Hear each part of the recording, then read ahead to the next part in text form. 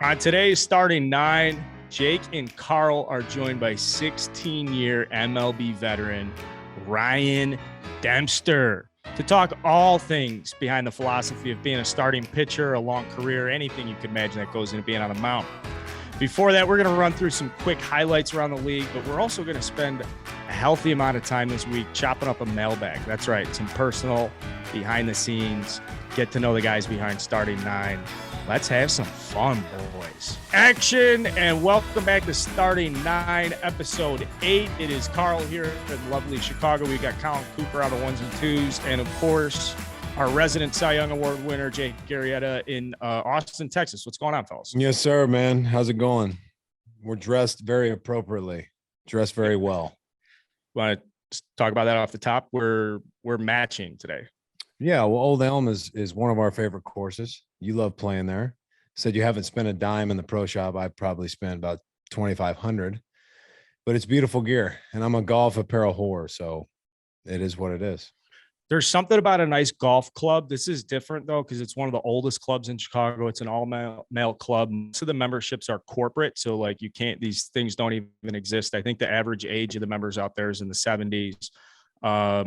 It's the fact I can go out there and play. Shout out to my buddy Billy Fitzgerald. We get to go out there and play quite a bit, because if your dad is a member and the only way to become a member is again through like a corporation or a company or like an employment, like his dad's got a nice job, so his dad gets to be a member there, and then like your son gets privileges if you're a member there. It's like a vertical membership, isn't that what they call it? Yeah. So like a 35-year-old could be walking around there with like full membership privileges just because of his old man. So if you ever anybody, this is such a niche fancy boy. It's opening off, but we're fancy boys. We like to golf. We do. We definitely do. You can play barefoot there, can't you? I asked on the back nine, I said, "Hey, Bill, what's policy on playing barefoot here? I'm getting some blisters." And Bill looks at me and he goes, why don't we find out after the round when we go in the pro shop and ask the pro? I said, "You got it, buddy. I'm keeping the shoes on." Yeah, good move. You know, that's a place you don't want to get thrown out or uninvited. Could you imagine? I can. Yeah, I can. Shout out all old golf, any type of golf course, we just say in the first place. I like all golf courses in all shapes and sizes. And a similar sentiment is shared with baseball conversations. And we're going to have a great one with Ryan Dempster coming up. Pitchers come in all different shapes and sizes. I thought it was cool the way you two kind of connected about like, well, this is why you had success and this is why I had success. Yeah, so many different ways to go about it. And we, talk a little bit about guys like Nestor Cortez and some other guys who have some unorthodox deliveries and different ways of messing up guys' timing. You look at Johnny Cueto. A lot of guys have tried to mimic what he's done with offsetting guys' timing, and it's not always about just overall sheer stuff and just blowing it by guys and having, ridiculous breaking balls and stuff like that. That obviously helps. But if you can find different ways to mess with hitters' timing and change eye levels, move the ball in and out, up and down, you can still pitch really well at this level. And a lot of guys have shown that in so many different ways. So it's fun to watch. And some of my favorite guys to watch are the ones, that don't have the overpowering stuff, but can still find a way to get through 6 or 7 innings. And it's definitely not easy when you're trying to roll through a lineup 3 times without, 95 plus. Yeah. And speaking of watching stuff, this is a good reminder. Subscribe to our YouTube page. You might want to check out the Dempster interview in video format on the Starting Nine YouTube page.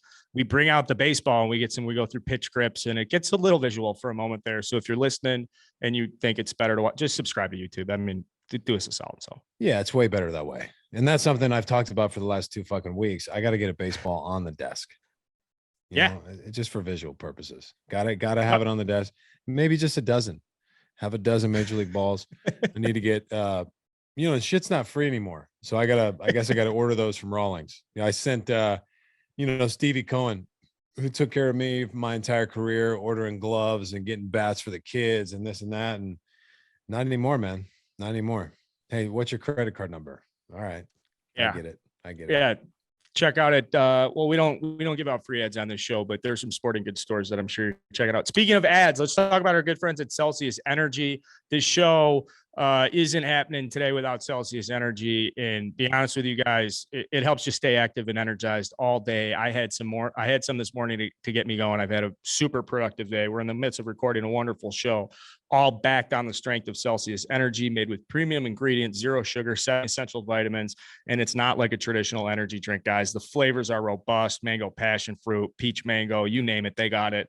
And they also have different product lines. Maybe Celsius on the go is something that interests you. It's a small powder packet, all different flavors. So you can just add to your water bottle whenever you need a boost. Go to Celsius.com to find a store near you or order online at Amazon, Walmart, or Target. Celsius. Live fit. We like Celsius Energy. Okay. Hey, we had a loaded show on Tuesday. We have a loaded interview with Dempster coming up.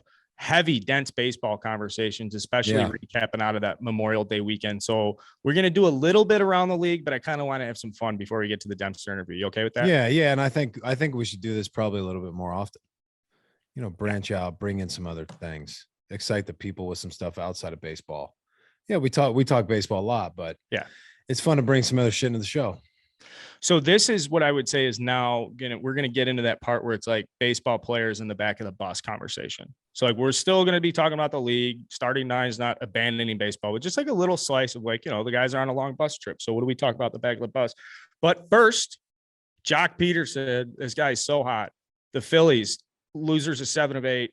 It's just tragic to watch from Philadelphia. It's great to see from Jock Peterson ever since he got slapped, or I don't know, maybe it has nothing to do with it, but the dude gets slapped and all he does is win baseball games now.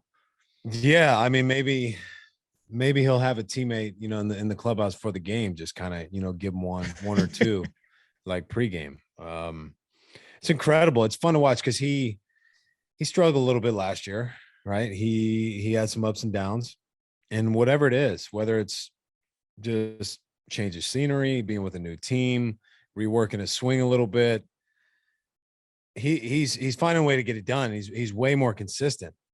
So, and it's in big situations. Maybe it's that the Giants way kind of thing. It seems like that's sort of something that guys seem to pick up when they're in that uniform. Just kind of the way it's always been, or at least since I've been in the league. The Giants have always been a team, tough in the later innings and find a way to come back. It's almost like a Cardinals team in a sense. So, but yeah, that Phillies game was tough to watch from a Phillies perspective. I believe they tied the game, tied in the 10th, then gave up 3 in the 11th. Obviously capped by that 2-run long bomb by Jock. And if we're giving out an award, the home run award, it'd go to Jock again. I had it on my list because Wisdom did you a big one last night in the bottom of the 8th. Wisdom I had did. home run. I did see that. Oh, well, hey, maybe I didn't see the Wisdom one. What's he do? Little jump high five around third base, 6-6 game, bottom of the 8th inning, solo shot. Yeah, right here. He gives this around third too. He pulls the shirt down. I like that. I don't think he's got an undershirt. Hey, since June 1st last year, he's third in MLB in home runs. He hits a lot of homers, man. Yeah. So does Jock Peterson. We're going to keep an eye on him. We got to have him on the show. He was talked about having Dave Portnoy is very interested in getting a meet and greet with Jock Peterson. I feel like Jock just has to start like spending time around Barstool a little bit now. He just seems like he's one of us. Well, let's get him on the show. Okay. Let's get him on the show. From one notable story that everybody's talking about with Jock to maybe a guy nobody's heard of, Jose Caus. I'm saying this correctly, Colin. I think it's Caus. Makes his major league debut after quitting baseball to work at a FedEx. He would go home after working at FedEx and work with his brother on the side. And he got back into baseball. He made his major league debut. You scouted him or you saw him throw. You thought he should have never left baseball. Well, it tells you how difficult it is to make it to the big leagues in the first place. Guys go through so many struggles in the minor leagues and make the game seem sometimes unbearable to continue to move forward and persevere and make it out of it. When I saw Caus throw in his debut, he's got 93 to 95, kind of from a low three-quarter arm slot. So, I mean, very, very nice stuff, difficult to hit. So, whatever he was going through, I mean, good for him for persevering through that, and his brother for, sticking by his side and almost like kind of making him not give up on his dream. But to work for FedEx from 6 a.m. to 8 at night and after work in the cold, going out and throwing bullpens like under, some shitty lighting and sticking with it. I mean, my God, man, that's amazing to see and really, really happy for him. And I know that there was a reliever for the Yankees. He was a tall, I think like redheaded guy. He was like a substitute teacher and he throws 100 miles an hour. Colin, you know what I'm talking about? Right-handed reliever, Yankees, big guy. They're like Stephen Redlings. Yeah, that's him. But again, that's another story of persevering and finding a way to make it. Just very, very shocking how those kind of stories happen, and they do. I mean, look at Kurt Warner. He was bagging groceries and then ended up being a Super Bowl MVP. So things like this do happen. And it just shows kids like, man, if you really want to continue to play your sport, go for it. Like if you've got nothing to lose, continue to play, because there's, a handful of stories we can show you where guys end up making it. He's only going to be better with this experience under his belt now. Like, you had a tough day. It's going to be easier to get over tough days and face adversity or whatever, if you can reflect on the fact that you have a body of putting in 6 to 8, like whatever, 12-hour days at FedEx. Fuck that. If you can do that, you can handle, getting your ass kicked in the big leagues temporarily. Honestly, what was the closest you came to quitting? 2012. I was up and down several times, and I had my son. My wife was pregnant. I think I was in Gwinnett or something, and I had just pitched like shit. I'm on the phone with my wife, and I'm borderline in tears. Just can't find a way to have success. Stuff is great. Nothing's going right. I had people telling me that I'd never make it or I'd never be good at the big league level. Some within the organization, one specifically. And I had a long conversation with myself, just reflecting on, kind of what had happened in the past and what I wanted to do moving forward. I didn't want to drag my family around from minor league hotel to minor league hotel. That's something I knew I didn't want to do, but I also didn't want to give up on playing the game. My two options were to go back to school, go finish my business degree at TCU, and find a way to be successful in that arena, or give it one more shot so I wouldn't have to look myself in the mirror and say, I could have done more. I could have done it a different way. So I ended up, sticking with it and saying, look, I'm going to finish out this season. I'm going to make some changes. I'm going to find a way to be a dominant starter in the big leagues. And whether that would have turned out the way it did, which it turned out, in a positive way on the baseball field, whether it did or not, I would have been more comfortable with my decision to not kind of forego baseball and go back to school at that point in time. So I just realized I had more in the tank. I had more to offer. Just same way with Caus. He knew that there was more in the tank. He knew that he could perform at this level, and look at him, man. He's there now doing it. Dude, that's awesome. And I think that's like transcendental. It transcends. That sounds right. It transcends like the level of sport. That's a sport thing. And like, you went through that in 2012, and then, and Caus went through it, and you battle through and figure your shit out. But like, it's cool knowing that there's like a high school football player listening to this right now that wanted to quit last year and just was all conference this past year. Like that, it just had like, or a JUCO basketball player who was like, I want to give it up. No, I'm going to go to JUCO. And now they're looking for like scholarship opportunities. And there's a cool personal relationship people have with sports, because ultimately, at the end of the day, it's just up to you. There's nobody, like, you can blame coaches and parents and teammates, but like, if you want to do something in sports, whatever sport, like at the end of the day, it is just completely up to the individual. And shout out to you for sticking through it, huh? Yeah, you said it perfectly. It's completely up to you. If you have nothing to lose and there's nothing else that you have to dedicate your time and energy and effort to, if you have the ability to just go all in for your sport, then by all means, you should absolutely do it. If you have a year or 2 years to put extra time and effort into the craft, go for it. And some people, if you have to work a job at the same time, people will make sacrifices to do that. I understand there's going to be situations where somebody has a wife or a fiance or girlfriend pregnant, or already has kids, or has family members sick, or something's going on where they just like, I can't do it anymore. I have other responsibilities, and that's understandable. And that happens all the time. But, if you're in a situation where you can afford um, to continue to kind of strive for your dream, by all means, you absolutely should, because 4 or 5 years go by, you can't go back. I mean, it's not impossible, but if you're away from the game, whatever game you play, for an extended period of time, like even in my situation now, is it impossible for me to still pitch? No, but I haven't picked up a ball seriously for a long time, and it's just that much harder to get your feet back in the door, and to kind of pick up where you left off. And not that where I left off was great, but yeah, I knew in my heart it was time to go. And people in situations like Caus, and I've had a couple friends that played independent ball for a number of years with not really an end in sight, because they just love the game so much, and they couldn't put it down. And they feel way better about that they actually gave themselves another opportunity to really know that it was time to step away. The whole category in indie ball players that just love the game. They're just love it. Oh man. We're going to talk to a guy who loves the game a little bit. He's spent his whole life around it. Obviously still working in the game now, and Ryan Dempster. We're going to get to him in a little bit. It's a good interview. Obviously, again, go subscribe to YouTube so you can watch some of the stuff we talk about.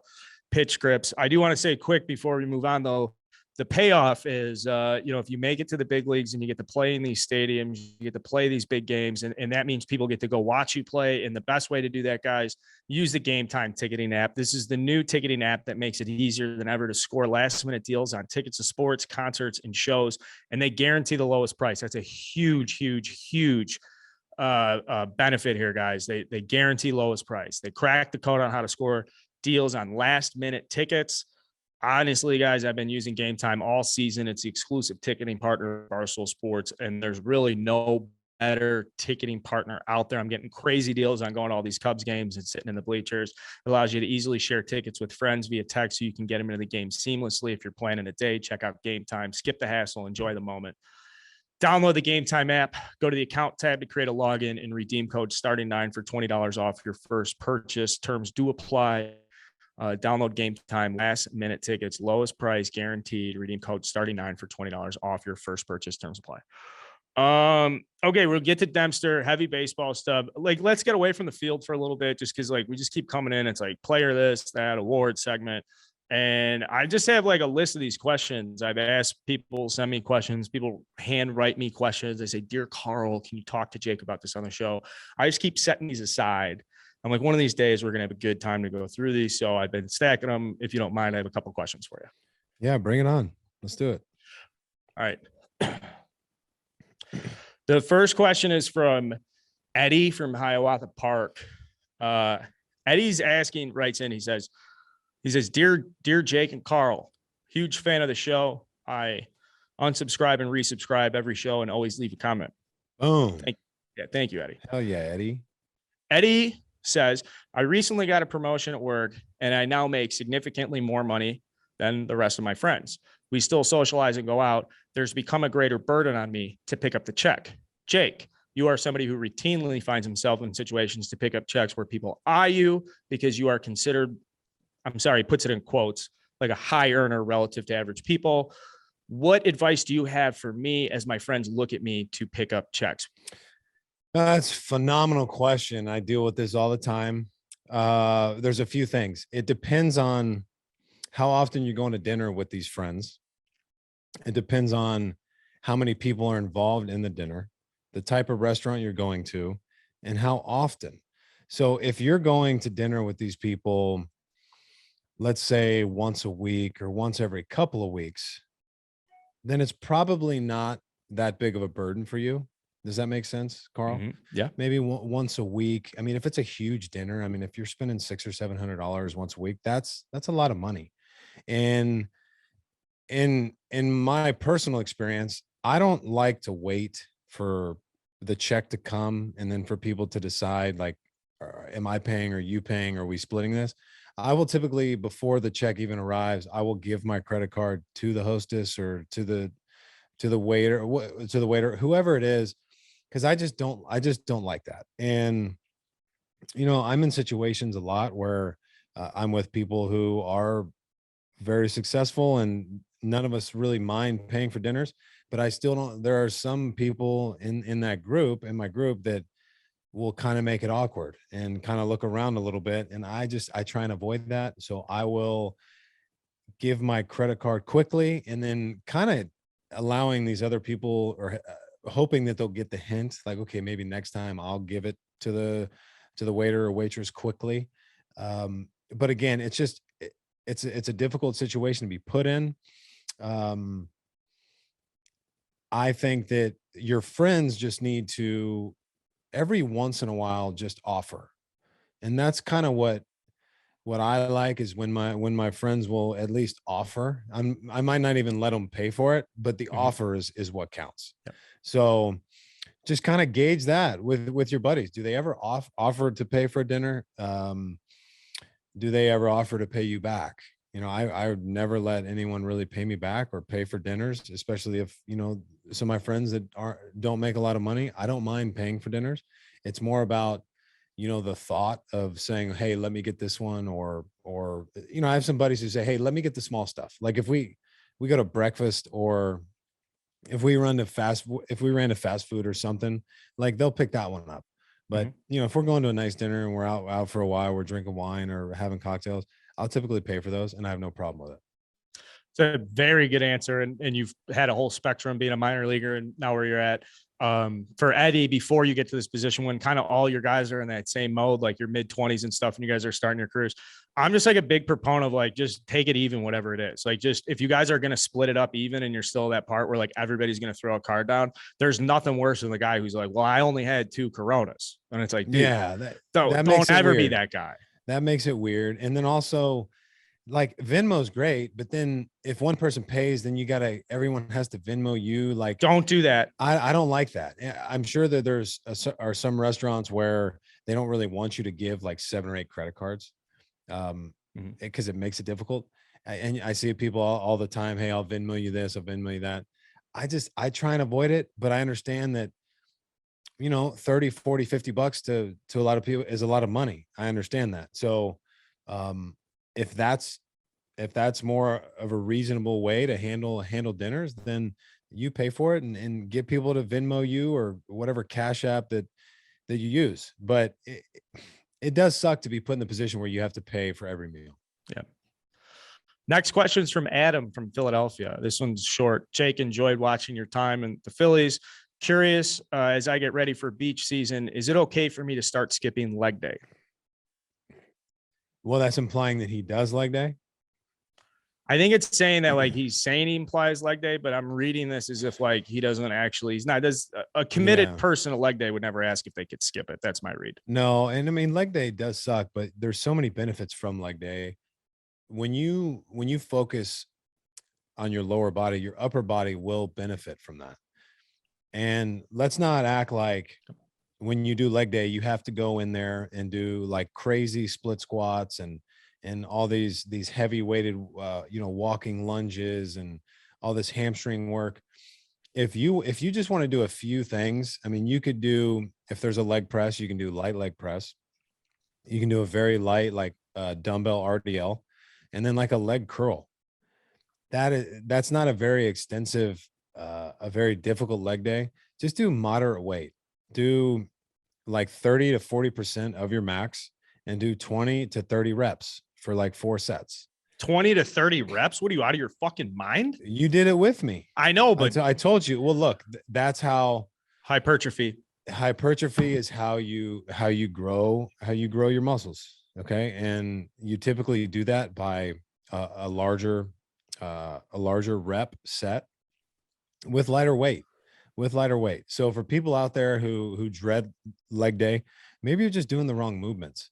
You need to find 3 or 4 movements that you can really really connect that that mind and muscle connection where you can really feel the contraction of like your quads and your hamstrings. And it doesn't take a lot. It doesn't, especially if you don't work out your legs at all. Like I said, a leg press, a light RDL with dumbbells, and then like a leg curl, and do 4 sets of each for 20 to 30 reps at a moderate, a light to moderate weight. We're not telling you to go in there and squat 405 or whatever, because I know most of you are working a 9 to 5 job and don't have time to get injured. And I don't either. I don't want to be hurt. I want to be running around with my kids at practice, on the lake, doing all this stuff. And it sucks if you strain your calf or you strain your hamstring. So avoid that by decreasing the weight and picking movements that are fairly simple and straightforward, and you'll be fine. But no, you should definitely not skip leg day, because your upper body will grow in conjunction with your lower body. And it doesn't work vice versa. So if I'm hearing this correctly, we don't skip leg day. No, you can't skip leg day. You just need it sucks. And the more you do things that you don't want to do, eventually you will want to do them. Like if you do things that suck over and over and over again, they start to suck less and less the more you do it. I kind of just right now in this moment want to pivot away from baseball and just do motivational content for like ever from now on. It's just like, you're right. If you don't like doing something, just go fucking do it. It'll get old. Like you'll get used to it. That is a fact. Let's talk about guilty pleasures for a second. Okay. This one's from Erica in Maine. She's wondering, Jake, I know you and Carl watch so much baseball together, and in the age of television being such a big deal, I'm curious what television you watch away from baseball, but not the good stuff. What guilty pleasure television shows can you guys not get away from? I'll start quickly. Anything on HGTV, I'm a sucker for. You could be hunting houses internationally, domestically. You could be fixing them up. You could be doing a backyard bonanza. You just be doing some front yard landscaping. Under no set of circumstances, though, is there any HGTV content that doesn't instantly resonate with me. And that's been something in my blood since I was like 20 years old. I just love a nice, clean home. I like good living, and I'm an HGTV sucker. Again, at any type of HGTV, give it to me, all of it. Man, I like it too. Now that you mentioned that, I enjoy watching that. Like I told you before, I don't watch a ton of TV. I was in Houston hanging out with some friends during Cooper's baseball tournament. We ended up staying with them, and they love watching the Kardashians. Like I can't stand the show at all, but for some reason I just couldn't stop watching. Like an episode would end and I'd be like, hey, Carly, start the next one, and then start the next one. I think I watched 6 or 7 hours of it. For some reason, it's just one of those shows you cannot stop watching. That's a good one. Just, I mean, all the crazy shit they're doing and what's going on with Kanye, man, I feel bad for that dude. They just fucking drag that guy through the dirt, and he's wearing his puffy jacket and his mud boots and jeans. He looks absurd. I don't know why I couldn't stop watching it. And then Travis Barker and Courtney just like sucking each other's faces the entire episode. It's just hilarious. The whole thing's funny, and I couldn't stop watching it. So the Kardashians is something that if I have the TV on for whatever reason and that show's on, I'll watch it all day. Do you see Starting Nine moving the Arrieta family towards like a round the clock reality television show? Like you go out with Cooper and keeping up with the Arrietas? Well, it's funny you say that, because there's so many times where we'll be in the car or just at the grocery store. It's me, Brittany, and the kids. I'm like, we need a camera around right now. We need some of this shit filmed, some of the stuff we're doing. I would like to have it on film. I really do. Not that I would like to have a TV show and cameras around us 24/7, but I think there is a lot of cool content that people would enjoy from a family perspective. It's not going to be anything compared to what the Kardashians are doing, but I think it's content that people would really like to watch. I do have another question though, for guilty pleasure purposes. Yeah, this one comes from Carmen from Chicago. He says he's a restaurateur. He says, "Hello, my name is Carmen. I'm a restaurateur in Chicago. I am interested in Jake's eating habits, particularly as it pertains to fancy restaurants. Jake has said before he is an appetizer aficionado. What is Jake's top 5 fancy appetizers when he sits down at a table with a group of 10? Yeah. Good question. Okay, let's go through a couple here. One that has to be on the list, I think, is bone marrow. Bone marrow would be one. Yeah. Bone marrow with like a nice toasted bread.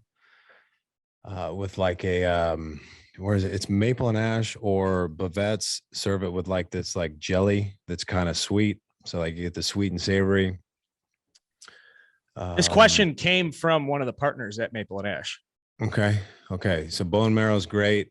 I like king crab as an appetizer. I'm more a fan of it steamed than chilled. I like it steamed with butter. It's very good. What else we got? I like a tuna or a tuna carpaccio, or like a steak carpaccio, thinly sliced, raw. Big fan of that. I started recently, last few years, I like oysters a lot more than I used to. Especially it's an aphrodisiac. Do you get horned up? I mean, is it? Those? No, not. I'm always horny. I don't notice a difference. Okay. So yeah, I mean, oysters are great with like that vinegar sauce on it. I'm not a big fan of like the cocktail sauce or the horseradish. Just some of that vinegar sauce, maybe some lemon. My son loves shrimp cocktail, so I'll eat that with him. Shrimp cocktail is great. Man, God, there's got to be some other ones in there. Shrimp cocktail. I don't like they serve in phenomenal. 5s. I mean, come on, give me a 6. Give me an 12. even number to play with. Yeah, 12. Now that's a real cocktail. With the martini glass, where they're kind of put up on the martini glass. Or I mean, I don't even just put them on a plate. I don't really care. A good sourdough bread is a nice appetizer. You get it usually free at most places. Bavette's bread and butter is probably the best in Chicago. So check that out. The seafood tower is a great appetizer because you get a little bit of everything. You get like the blue crab, you get the king crab, the lobster, the oysters, the shrimp. So all that stuff is really, really good. But man, the bone marrow is phenomenal. The bone marrow and like a beef carpaccio is great. So yeah, those are some. I mean, God, I know I'm forgetting some. I really am, and I hate that I'm doing that. But really, well, we're asking you to order off menu here. It's tough. Anything with meat, any meat, seafood, red meat, I'll eat all of it. I like some places have like a really good meatball appetizer. I like meatballs. It's a good appetizer right before you get like a 30-ounce ribeye. So meat before the meat. And you're primarily a carnivore. Yeah, I do some carbs though. Like today I had like 2 beef tenderloins and a bunch of white rice. That's what I had. First meal was today about noon. And I'll probably eat like at 8:00 tonight. And that's about it. Yeah, I eat some avocados. I don't eat a ton of vegetables. I mean, and we're going to get to that why. There's going to be at some point where we're going to dig into a little bit more about this vegetable controversy. We have to. We're going to have Paul Saladino on here, the carnivore MD. He's blowing my mind with all this talk about defense chemicals or defense toxins in vegetables. And there's some research out there. There's some studies that kind of that back all this information. So I'm not saying don't eat vegetables, but at least listen to what this guy has to say. There could be a lot of truth to it. And he's against seeds. He's against plant seeds and seed oils.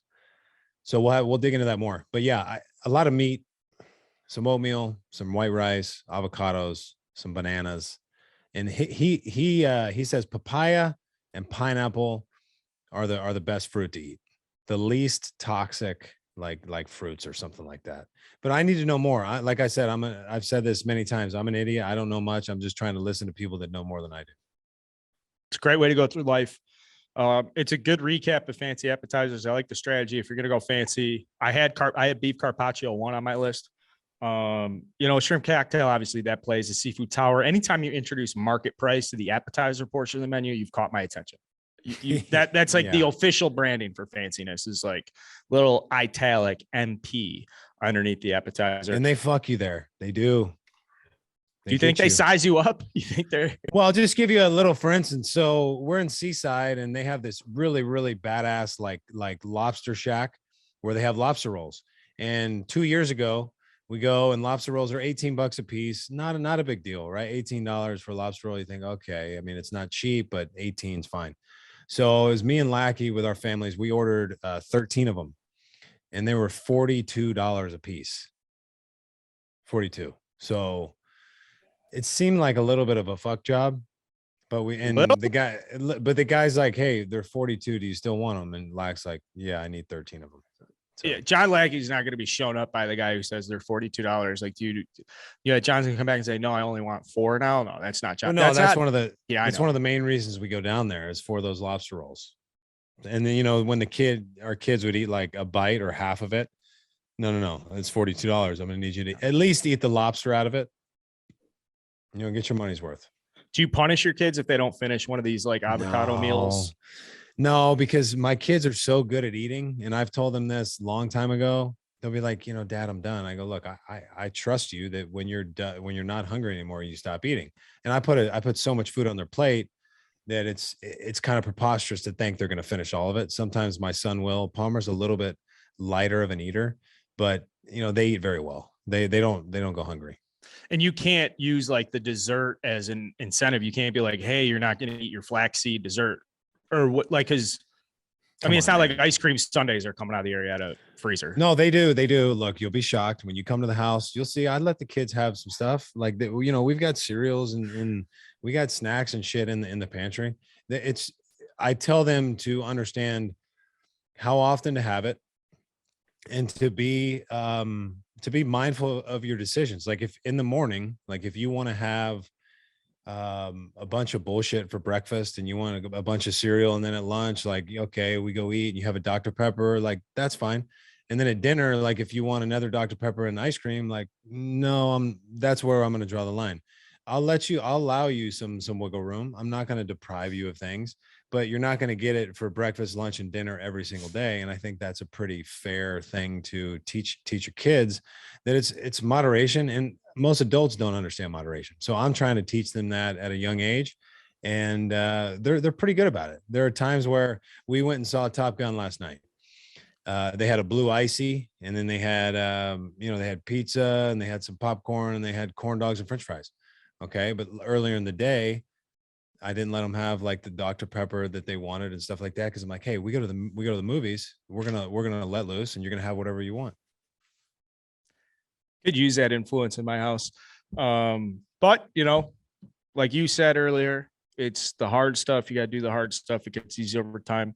I'm the health is starting to come together here in the Carl house. I will say that. I mean, it's not that it's ever been like too far away or whatever.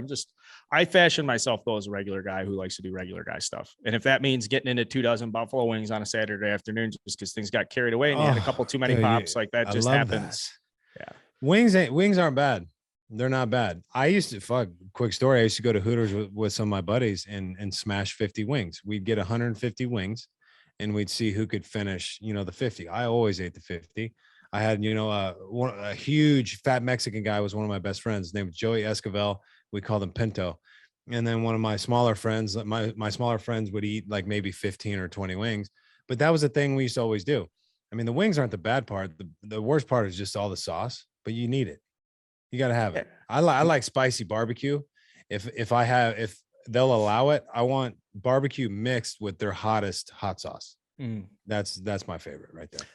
Daytona is a good one too that gets slept on. If you're a Hooters guy that slept on, I think Hooters is very popular for young baseball players. We did Hooters trips all the time. It's just like Hooters is and they've been a partner for Barstool for many years. We've done ad reads for Hooters and Spots, and we go and do stuff with them. And like, I can say confidently now, knowing this isn't sponsored content, that like, I'm just saying confidently, their wings it hits. I got a funny food thing there to is tell you. awesome. Yeah. Tell me. Okay. So, Brittany, fuck it. Who cares? So Brittany worked at Hooters for like 6 months to like help pay.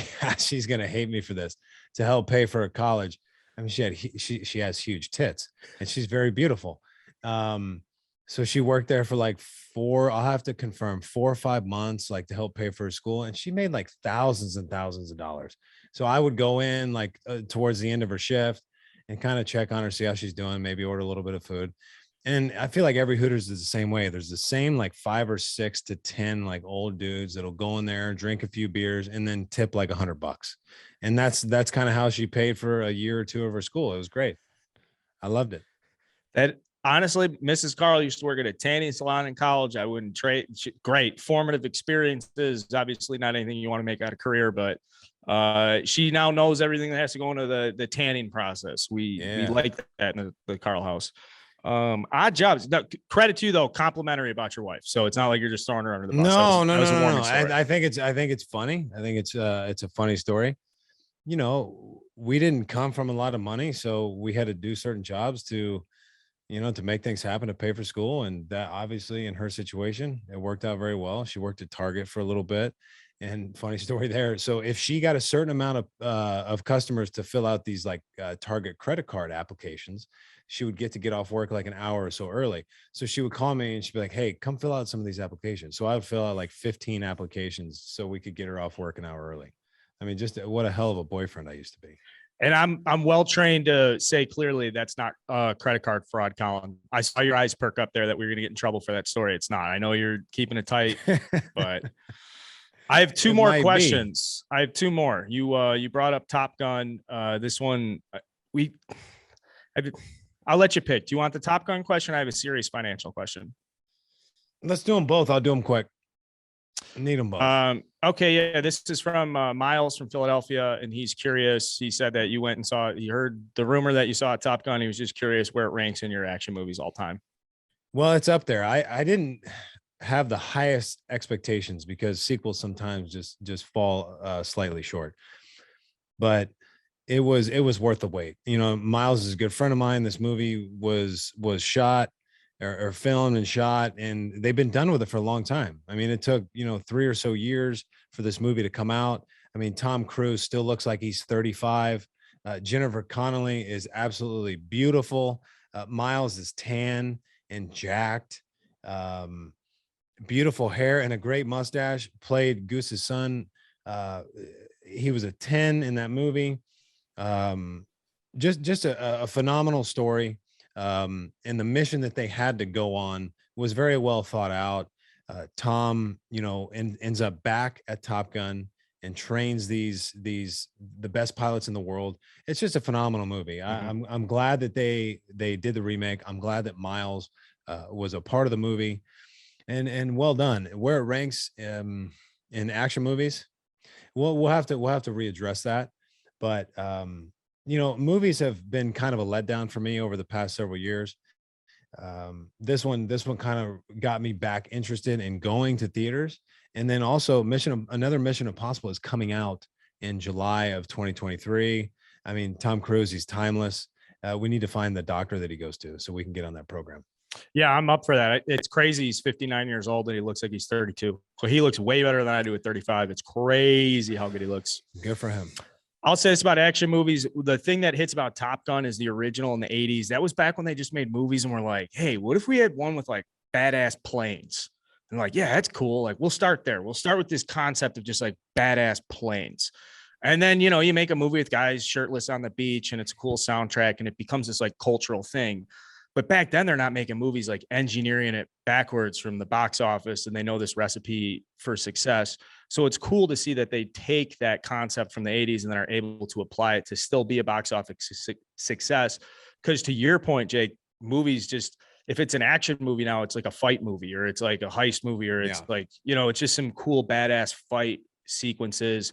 I like the industrialization of this. Bring back the planes. We need a good train action movie. They used to have like train robberies. There used to be like airplane heist movies. Like, let's go back to the action where like it's more set based. There's my movie review, guys. Go check out Lights Camera Barstool for more informative movie reviews. Did they play Take My Breath Away like 10 times in the movie?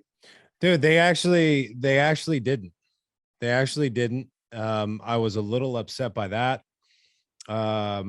Miles has a scene where he plays Great Balls of Fire in a bar on a piano, which is a great scene. One of the best scenes in the movie.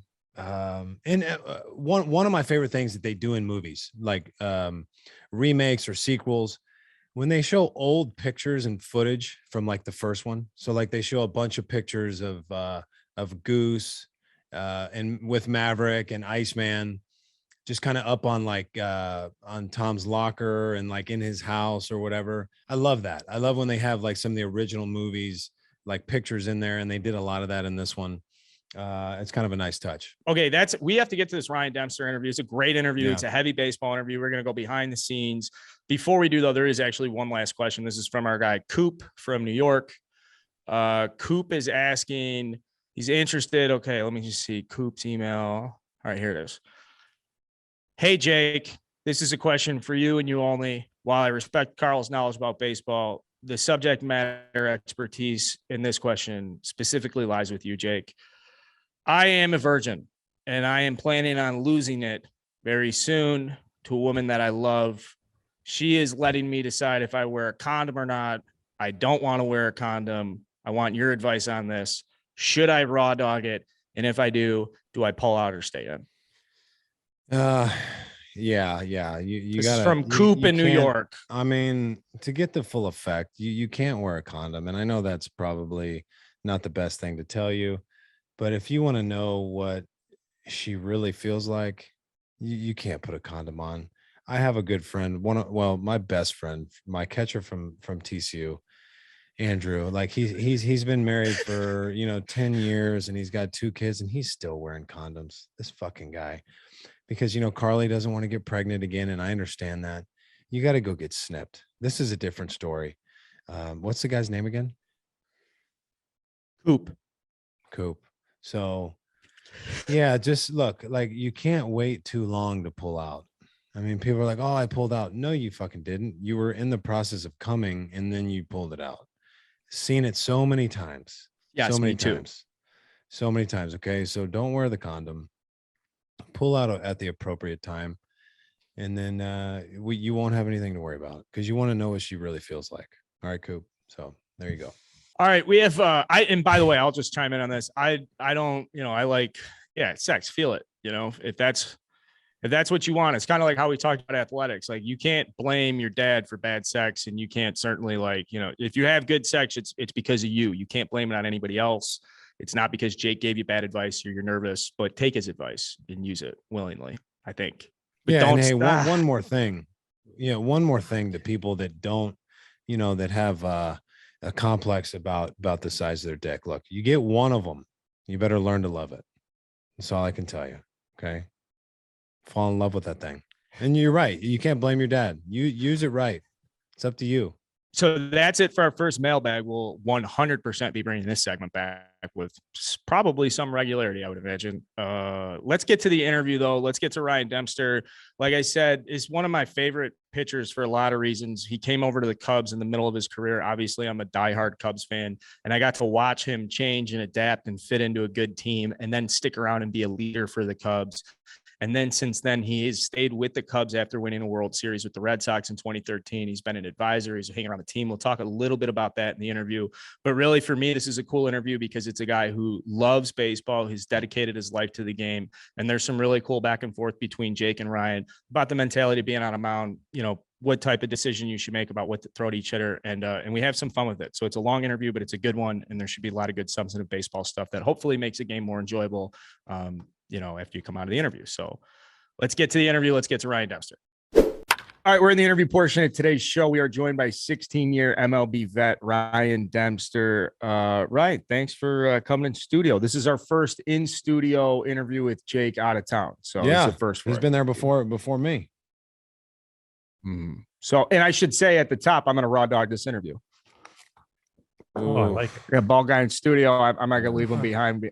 Hey, I've heard it before. Phil, hey, listen, you're just now, Carl, you're just now starting to get comfortable with being bald. It's taken you some time. Yeah. But it's all right. It's all right. You got a nice face. Yeah, and you got a nice face. See? Yeah. I gotta spend more time with you guys. Yeah. Were you guys teammates at all? I don't think so. No. But you were around all those Cubs teams so much. You're basically like an advisor, or were you like a friend, or were you getting paychecks by the Cubs when he was playing there? Yeah, I was getting paychecks. I was like, it was on the 60-day DL with no chance at a rehab assignment. That's what it felt like, right? I mean, hey, is Demp ever going to go start pitching again? You know, like I just kept milking it. I wasn't. Well, your last year was when? It was 2013. 2013. So my first year was I signed as a special back with the Cubs as a special assistant 2014 off season. So 1 year afterwards. Yeah, so we just started missed winning. each other. Just missed each other. Yeah, it's honestly, there's like he's obviously one of those guys where I'm like, that's a bummer we didn't get to play together. Mm-hmm. Yeah, but love watching him pitch every fifth day. Well, you guys are different pitchers too, I think. Like you just threw so many sliders, and it's funny. I mean, at least when I look at you, it's like, oh God, you threw like 98, and you're normal sized. No offense. And then it's like, oh, Jake threw 98. He's not normal sized. Like were you guys different or similar? Or? Well, I think he was more of a pitcher than I was for quite some time. I mean, he had much better command. He had a better idea of what he was doing, and obviously that's it stands out because he pitched for 16 years. But it's unique because you had what was it, like 3 years in there where you went to the bullpen and started closing some games? Yeah, basically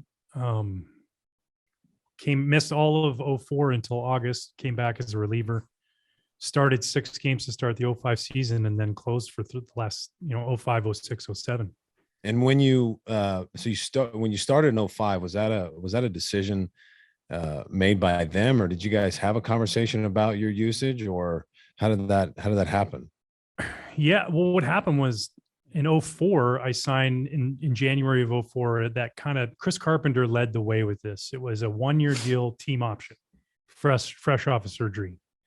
So the idea or premise was okay, we'll let you rehab with us. If you're healthy, we get the team option to pick you up. Got the league minimum, and all I said was, can I be around the team? And I just want to rehab with the team. I didn't want to go to like Arizona and, just be down there with nobody I knew, and I'm on a new club. And so then we had Kerry Wood, Mark Pryor, Greg Maddux, Carlos Zambrano, Matt Clement. Hard to fit into that one. Yeah, not a lot of space for me. So I called up Jim Hendry and Dusty, and I was throwing in, enough rehab starts. I was plenty healthy. I felt like we were just wasting innings I had. And I was like, hey, what if I went to the bullpen? And they were both like, you do that? And I was like, yeah, man, I want to help win. So I went down the bullpen, made a couple rehab starts out of the pen, and then rehab appearances out of the pen, and then came up in 2004 active and in the bullpen, and then just pitched out of the pen the rest of the year. Did you think that would be something that might be somewhat long-term, or is that just because of the situation with the starters and you like your willingness to change roles for the team? But in your mind, did you think, okay, well, I'm going to start, eventually? Yeah, I think that like my willingness to just do whatever it took for the shot winning, I think that charge. It was like, I'm getting every assignment and I'm throwing the ball great. What am I doing here? Yeah. So, and I also understood there was no spot for me. So doing that, and also too, comfortable with the fact that some doors were going to open the next year. Like Matt Clement was a free agent. There was possibilities of being able to start, think about injuries that might happen. So depth. And then they gave me that shot at the beginning of 05, and I actually threw the ball pretty well, but our closing situation really stunk. Latroy was struggling. Joe Borowski was hurt. And so then they were just like, hey, wait, hold on, Demp, out of the bullpen. Let's ask him. And I was like, sure, I'll do it again. And the tough part about was that as I enter season, after the 04 season, I signed a deal and they had this team option. All my incentives were for games started. Yeah. Like a lot of money in games started. Your agent's like, hey, dude, want to talk to you for a second. And that's where Jim Hendry was a badass. He was like, hey, listen, dude, I'm going to do this. How about we take it from games started and flipped it to games finished? Oh, cool. So it was like, I'm going to give you a chance to make that money that you would have got started. Then it's like, now you have this like great relationship where it's like, yeah, you're believing in me, I'm believing in you, and you're looking out for me. Absolutely, I'll do that. Yeah, I think something you see every day. So that's not awesome anymore. that they did that. Especially yeah. I'm interested when you join a new team. I think when you went to the Cubs, that was your third team. Like Jake, you played on I think maybe like a couple of them too, and like those relationships and how quickly you formulate them. Because at that point in your career, did you have like a reputation for being a funny guy when you got to the Cubs, or was it like? Yeah, a little bit. Well, especially because I got over to Cincinnati before that, and I played with Kent Merker.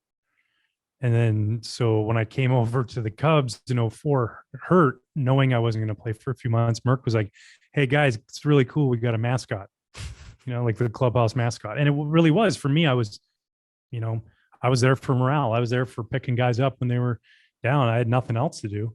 So you do tend to, and especially in that situation where I'm getting my work before everybody's there, or I'm in the training room while they're out taking batting practice, I had a chance to just kind of watch how everybody worked, who needed what, who needed the push when they need the push, who do I have to stay away from?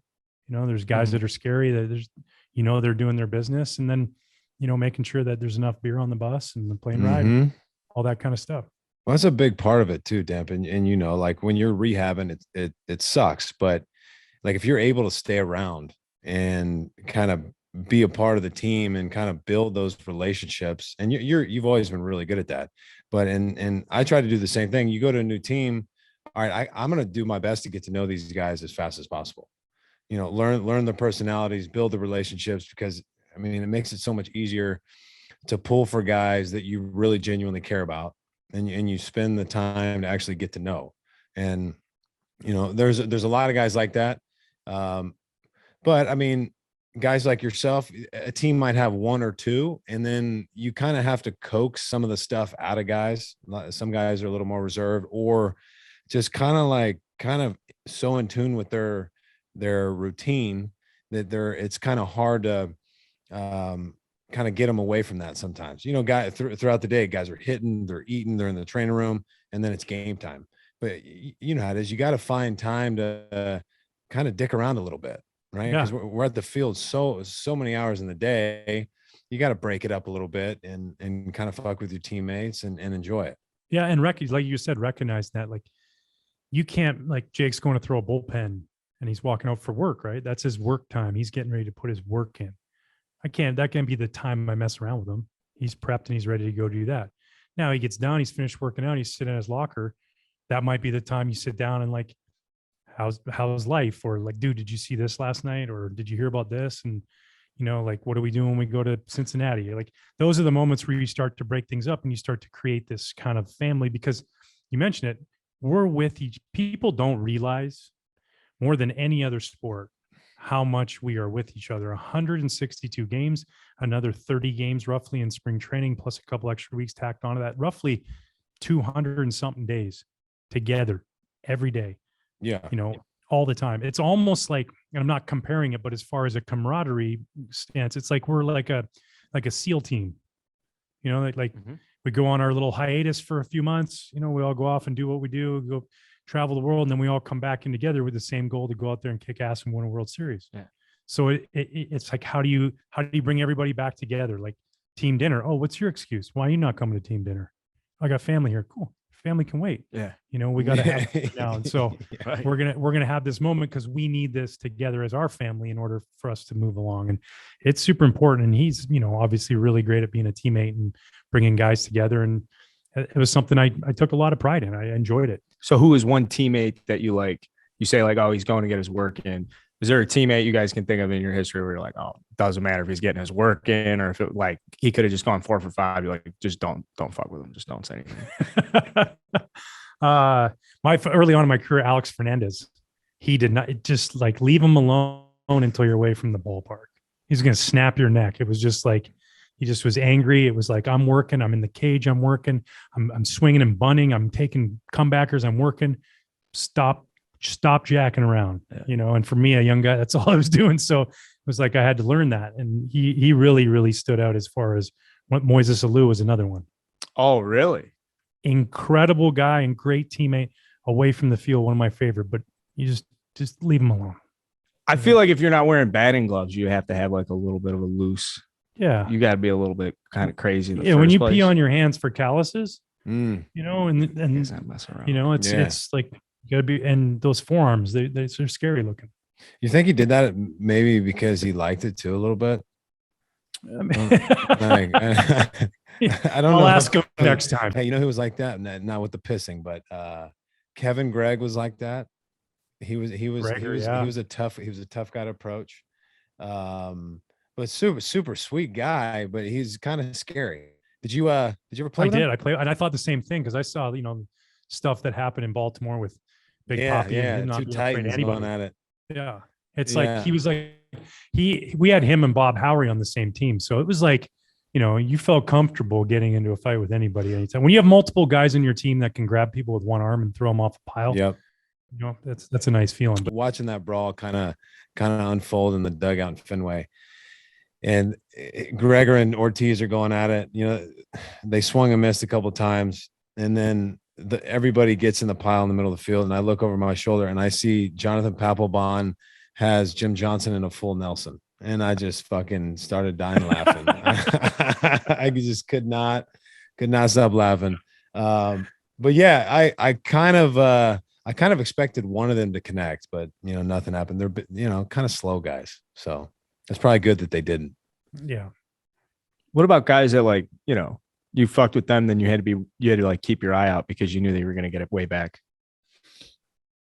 But like then that competitiveness, doesn't that create like a rivalry of like who can outdo one another throughout the year? You mean like messing with each other? Oh yeah. Oh yeah. You can definitely have that. I think, there was certain guys like on the Marlins, like D. Lee and I were together for so long. Right. And D. Lee was always this calm, cool, collected, never snapped on the field, never got mad.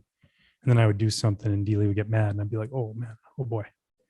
Like, yeah, because it's like almost when you get the buddy who's like super cool until they're not. Yeah. And then it's just like, it's over. Yeah. And then you realize like the limit, but it's also good too. It's relationship building. I know how far I can go. You were in the dugout when he fought Chris Young. Yeah. 6'10" Chris Young from Princeton. Yeah. Now, I don't know if that like went down technically is a good fight, but there's something about Derek Lee where he's just had enough. He's fed up. He just gets so angry, man. Just really probably size for size, probably the tallest fight in the history of Major League. Well, that's a fight you don't expect to see from two guys like that. No, and the whole like all D. Lee said was that got away, right?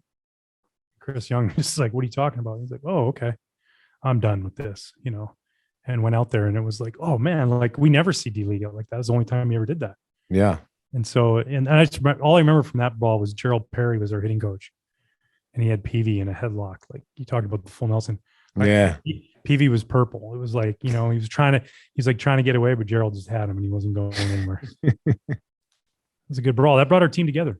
Sometimes brawls do that.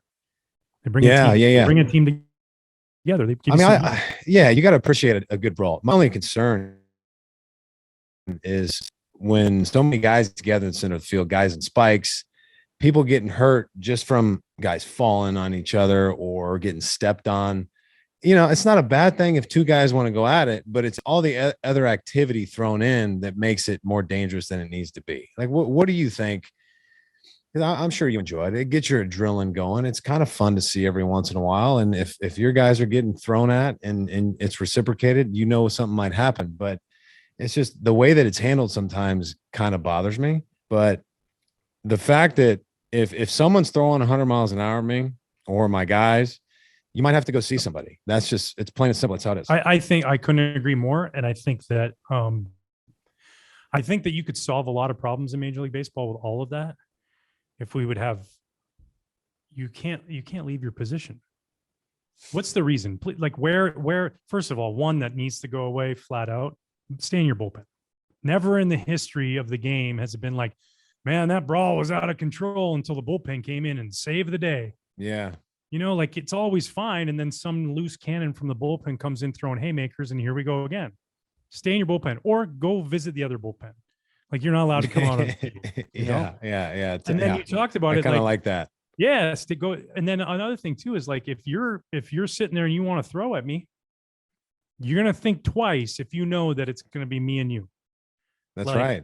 If I'm throwing at somebody and I'm sitting there and it's Giancarlo Stanton and I'm gonna dart him up, and I know that he can come get me and nobody can protect me and it's just me and him, I might be a little bit like, whoa, you know. It's a fact. Yeah. So there has to be something because not it doesn't, like you said, look at what happened with Mike Morris and Jeff Samardzija. Yeah, I was just about to bring that up. Yeah, it ended Morris's career. Yeah.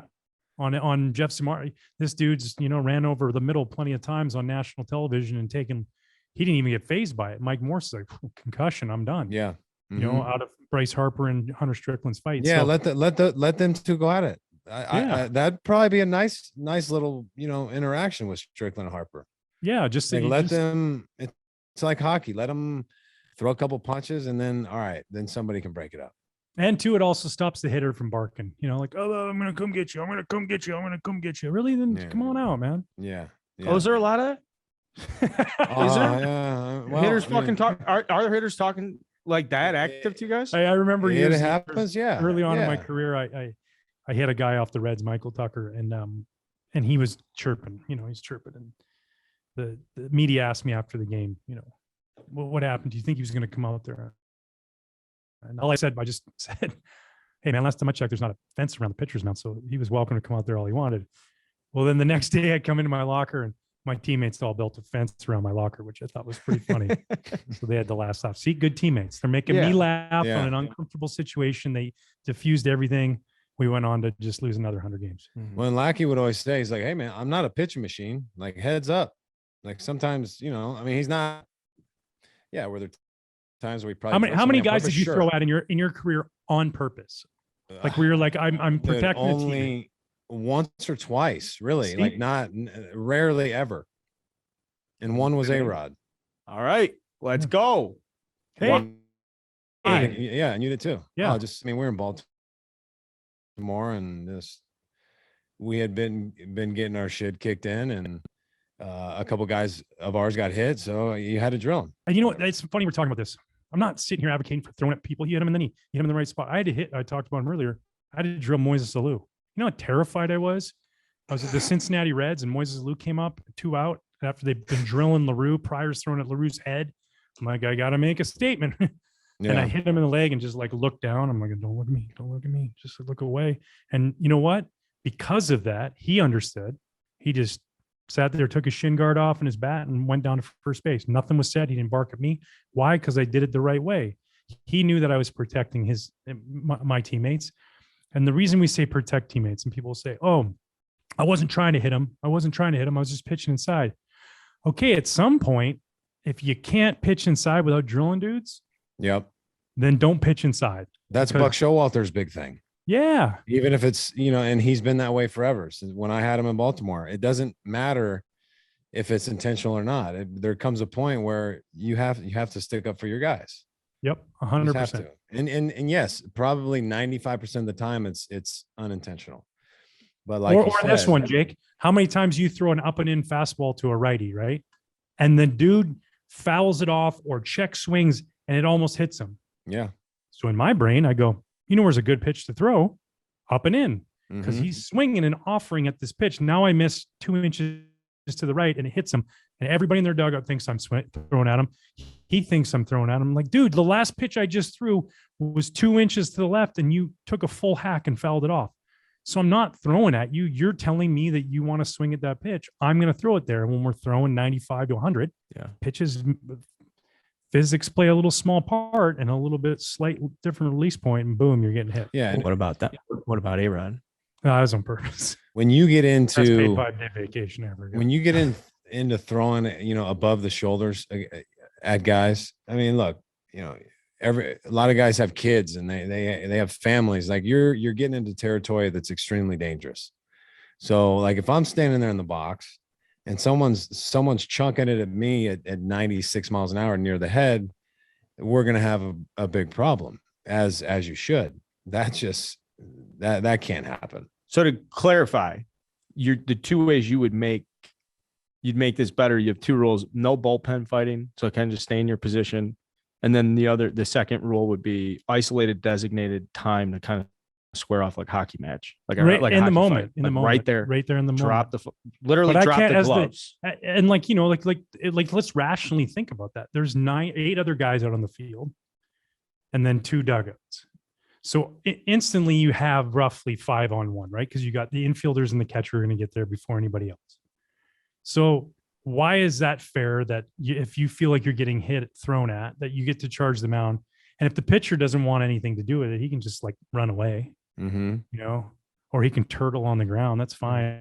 You know, Yeah. it's like, and then then you start to find out real quick, maybe I did do it on purpose because I ain't going anywhere. My glove's off. Come get it.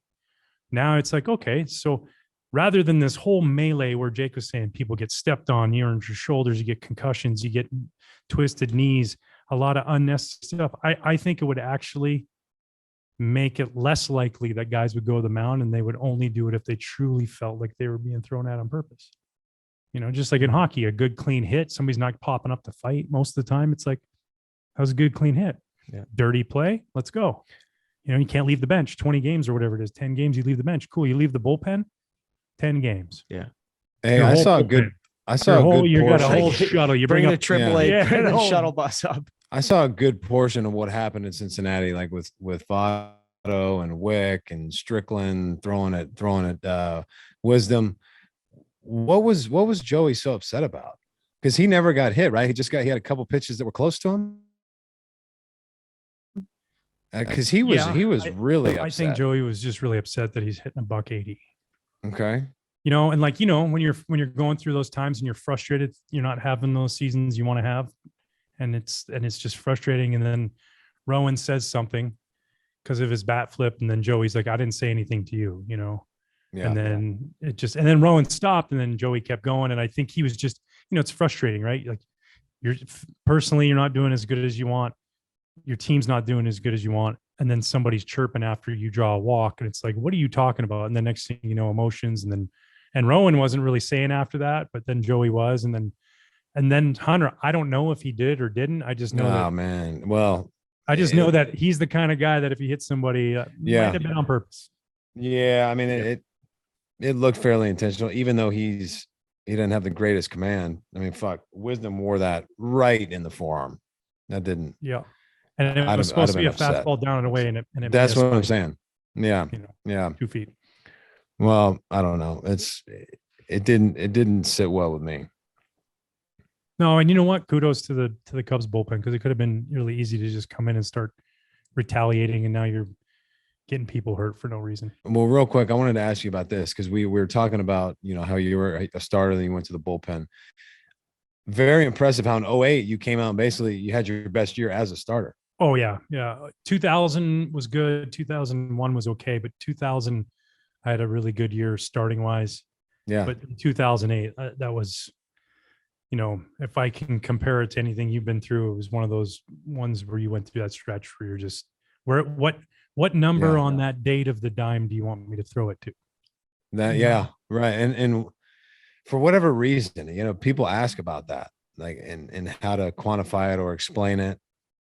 It's hard to. It's like your mechanics are dialed in. You know exactly the way you're moving. You know where your arm is in space. It's all synced up. And I you're will just say like, this too. fuck, hopefully this can last. My legs and my core were probably as strong as they'd ever been.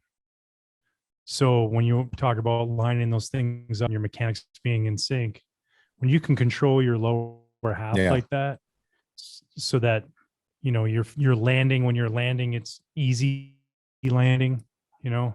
As I got older, I started to Mhm. fight hip issues and back issues and things like that, because you're throwing that many years, it just happens. But it was like, I felt like my delivery was so in sync, and everything was coming out of the same slot. It was just like fastball, slider, split all in the same spot.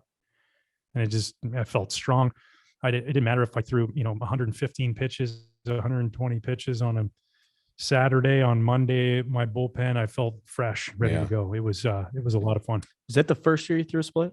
I'm looking at Fangraphs. They say they say you didn't throw a split till 08. I don't believe that. I threw a split actually in 07 out of the bullpen. They probably called it a change back then. But I could write a book on failed changeups. I mean, I think I tried like 20 something different grips. I tried the Trevor Hoffman, I tried, gripping it hard. I tried circle changes. I tried two-seam circle changes. Would you change it during the game? Like, I threw this change in the first inning. It sucked. I'm going to the 3-finger change in the second inning. Hey, true story about this. So Yankee Stadium, my second major league start. I go out. I'm 21 years old. I was just in Double-A a couple of weeks ago. I just had my first start at Wrigley, my second start, Fan Appreciation Day against David Cohn, 55,000 people, 1998 Yankees. They thumped. Like, they were just. So I walk null block on like 4 pitches to start the game. I get Jeter hits in, was it Jeter? No, yeah, Jeter hits into a double play. I walk Bernie Williams.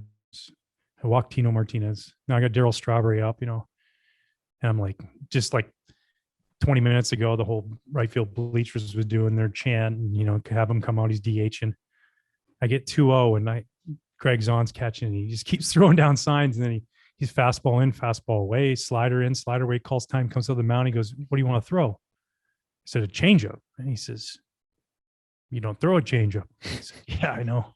I do if now. I throw anything else, I'm gonna need another ball from the umpire."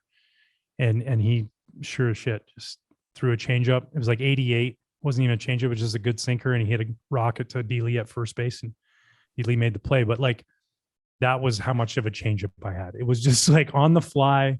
Let me just throw this right now. And what was it? What was it about the changeup?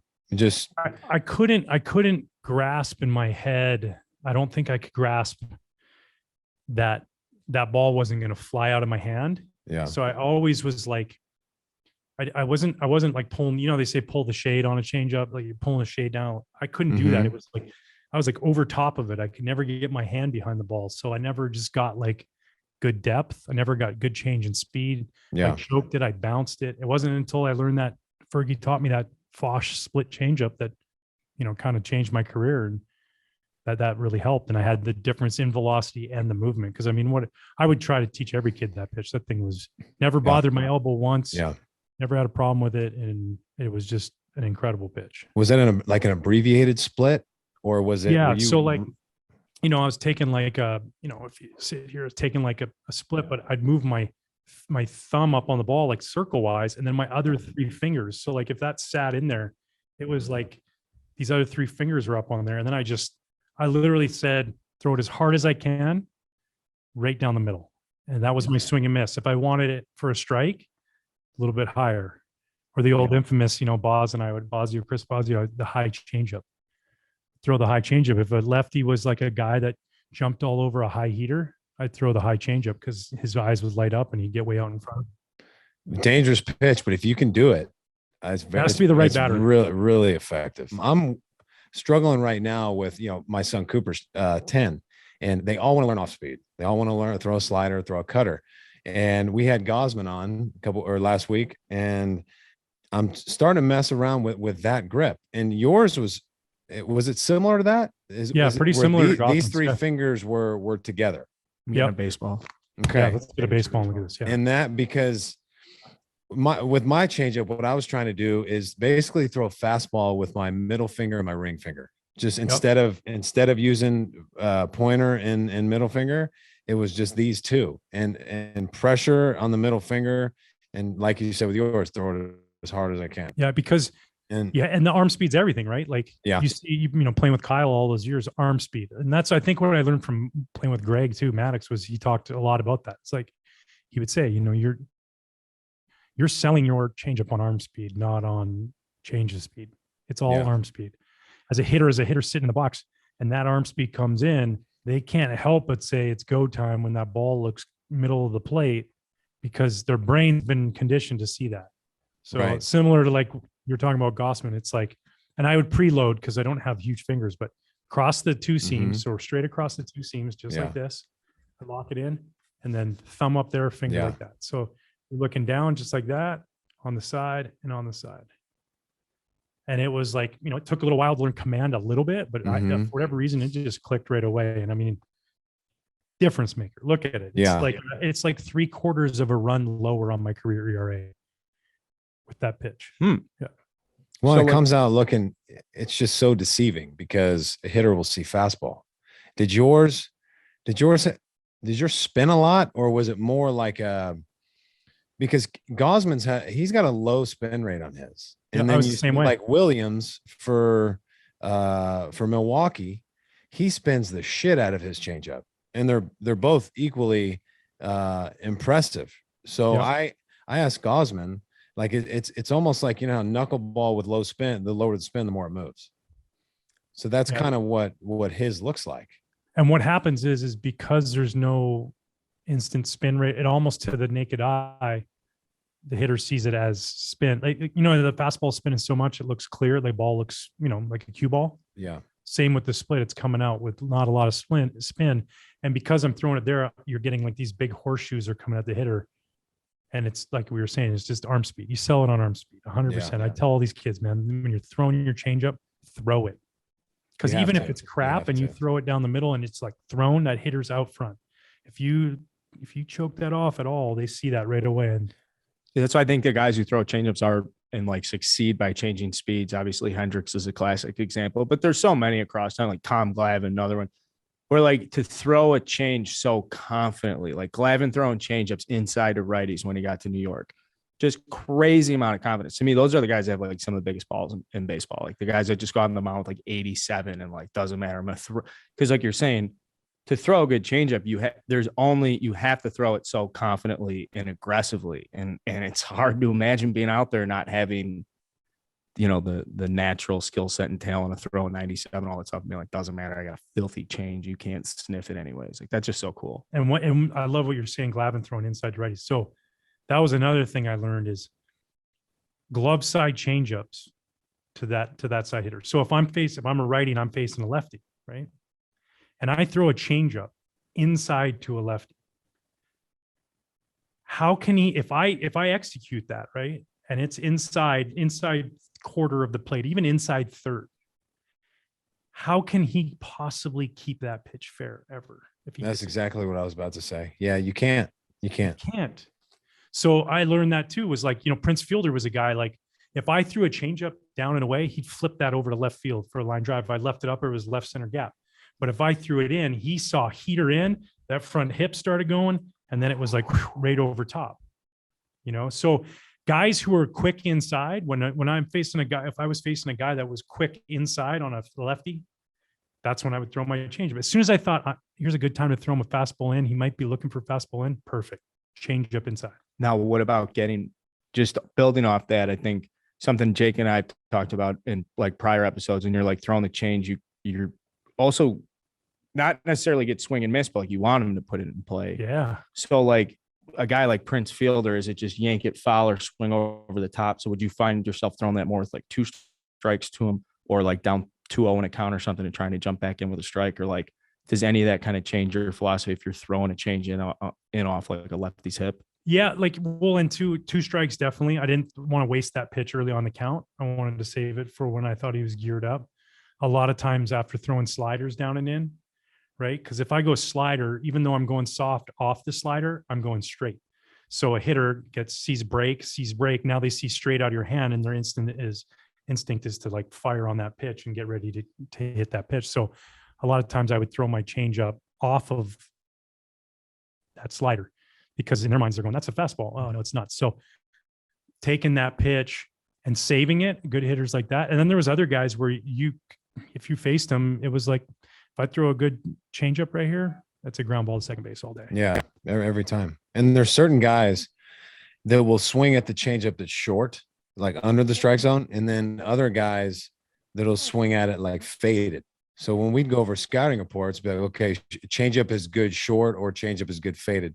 There's certain guys that won't swing at the changeup if it's outside the white. Just guys with really, really good strike zone judgment, but you can get them on the one that kind of has that action underneath the strike zone.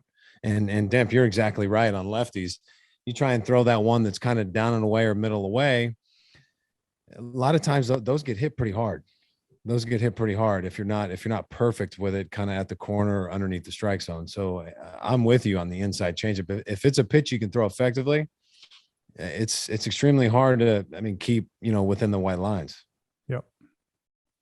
Well, I think too, if you look at Jake and I've talked before about like swing rate on pitches in the strike zone is a good indicator of somebody who's really got filthy stuff. Like if you can get swing and misses on pitches in the zone, not necessarily like chase. And if you get that list, it's crazy how many guys in the top 20 rely on change or split. That is, you're getting that crazy, nasty whiff rate because of change speeds and change depth, where I think the casual baseball fan just very much dialed into like, oh, this guy throws hard as hell. And this guy's got like a nasty slider. Like I remember it didn't register with me that you throw to a spot in a location, like a very specific spot and location, until I had like walked on the college baseball team and the pitching coach is in the bullpen. He's like, oh, we got a string out here. I want you to throw it down and away with like a good 0-2 off the plate fastball. And I'm like, what? Like, I'm thinking you throw balls or you throw strikes. Yeah. I'm not, I don't have that like capacity for like understanding it, but I do think it's interesting as we talk about like the evolution of the hitters getting better and, the balls are flying out and you're seeing more of like the 2 or 3 outcome type player. It's interesting that like the changeup and the split and just kind of like changing speeds kind of seems like that's going to be the steady consistent, whether or not you can be dominant or not. Well, and too, you got how many, every team's got pitching machines that throw nasty breaking balls. They got VR machines that are coming out, or like actual pitching machines now that are coming out of guys' arm slots. So you can see enough breaking balls in the batting cage to start recognizing it's hard. It's just hard to pick up a changeup. Doesn't matter who it is. It's just your brain doesn't work that way. Not yet, anyways. Yeah. It's hard. I think it is the hardest. Yeah, it is the hardest pitch to pick up. It really is, and that's why, like you said, it's so important to have arm speed. And if you don't have that arm speed, it's so noticeable to the hitter. But if you just throw, it doesn't even necessarily have to move a ton. But if you give it the same look, for whatever reason, like your brain tells you fastball, and then by the time you've already decided, it's either moved or it's out of the zone. It's a very weird thing. Well, and you talked about, you just had him on here a couple of weeks ago, Gossman. I don't understand how every team or coach out there isn't like, hey, we should all try this. Mm-hmm. We should just try this grip and see if it works. Especially the guys that throw with velocity similar to his. Yes. And because and he's had that split for a long, long time. And now he's finally harnessed the ability on a consistent basis to throw that fastball at the top of the zone and then throw that split with that nasty, nasty arm speed. And it looks like it's going to be a strike middle of the plate. And I told Carl this. I said, if you watch it on TV, he's one of the few guys that you can't tell what the ball's going to do. Watching on TV, like, okay, like out of hand, that's a nice breaking ball, or that's a cutter. With his, it's like 4 or 5 feet from the plate, and then it disappears. Yeah, or it explodes through the zone at 95. Exactly. So that, like you said, swing and miss stuff in the stone with the fastball, that's because of that. And it's like, it's getting this, right? It's that like, yep. And like, how do you figure that out as a hitter versus like, I can track that pitch out there. Yeah. That you can't track that. So what are your thoughts? What are your thoughts on this? So they've been trying to preach, and I think for good reason, pitching up in the strike zone with the fastball and then below the strike zone with a breaking ball or a split, whatever it is.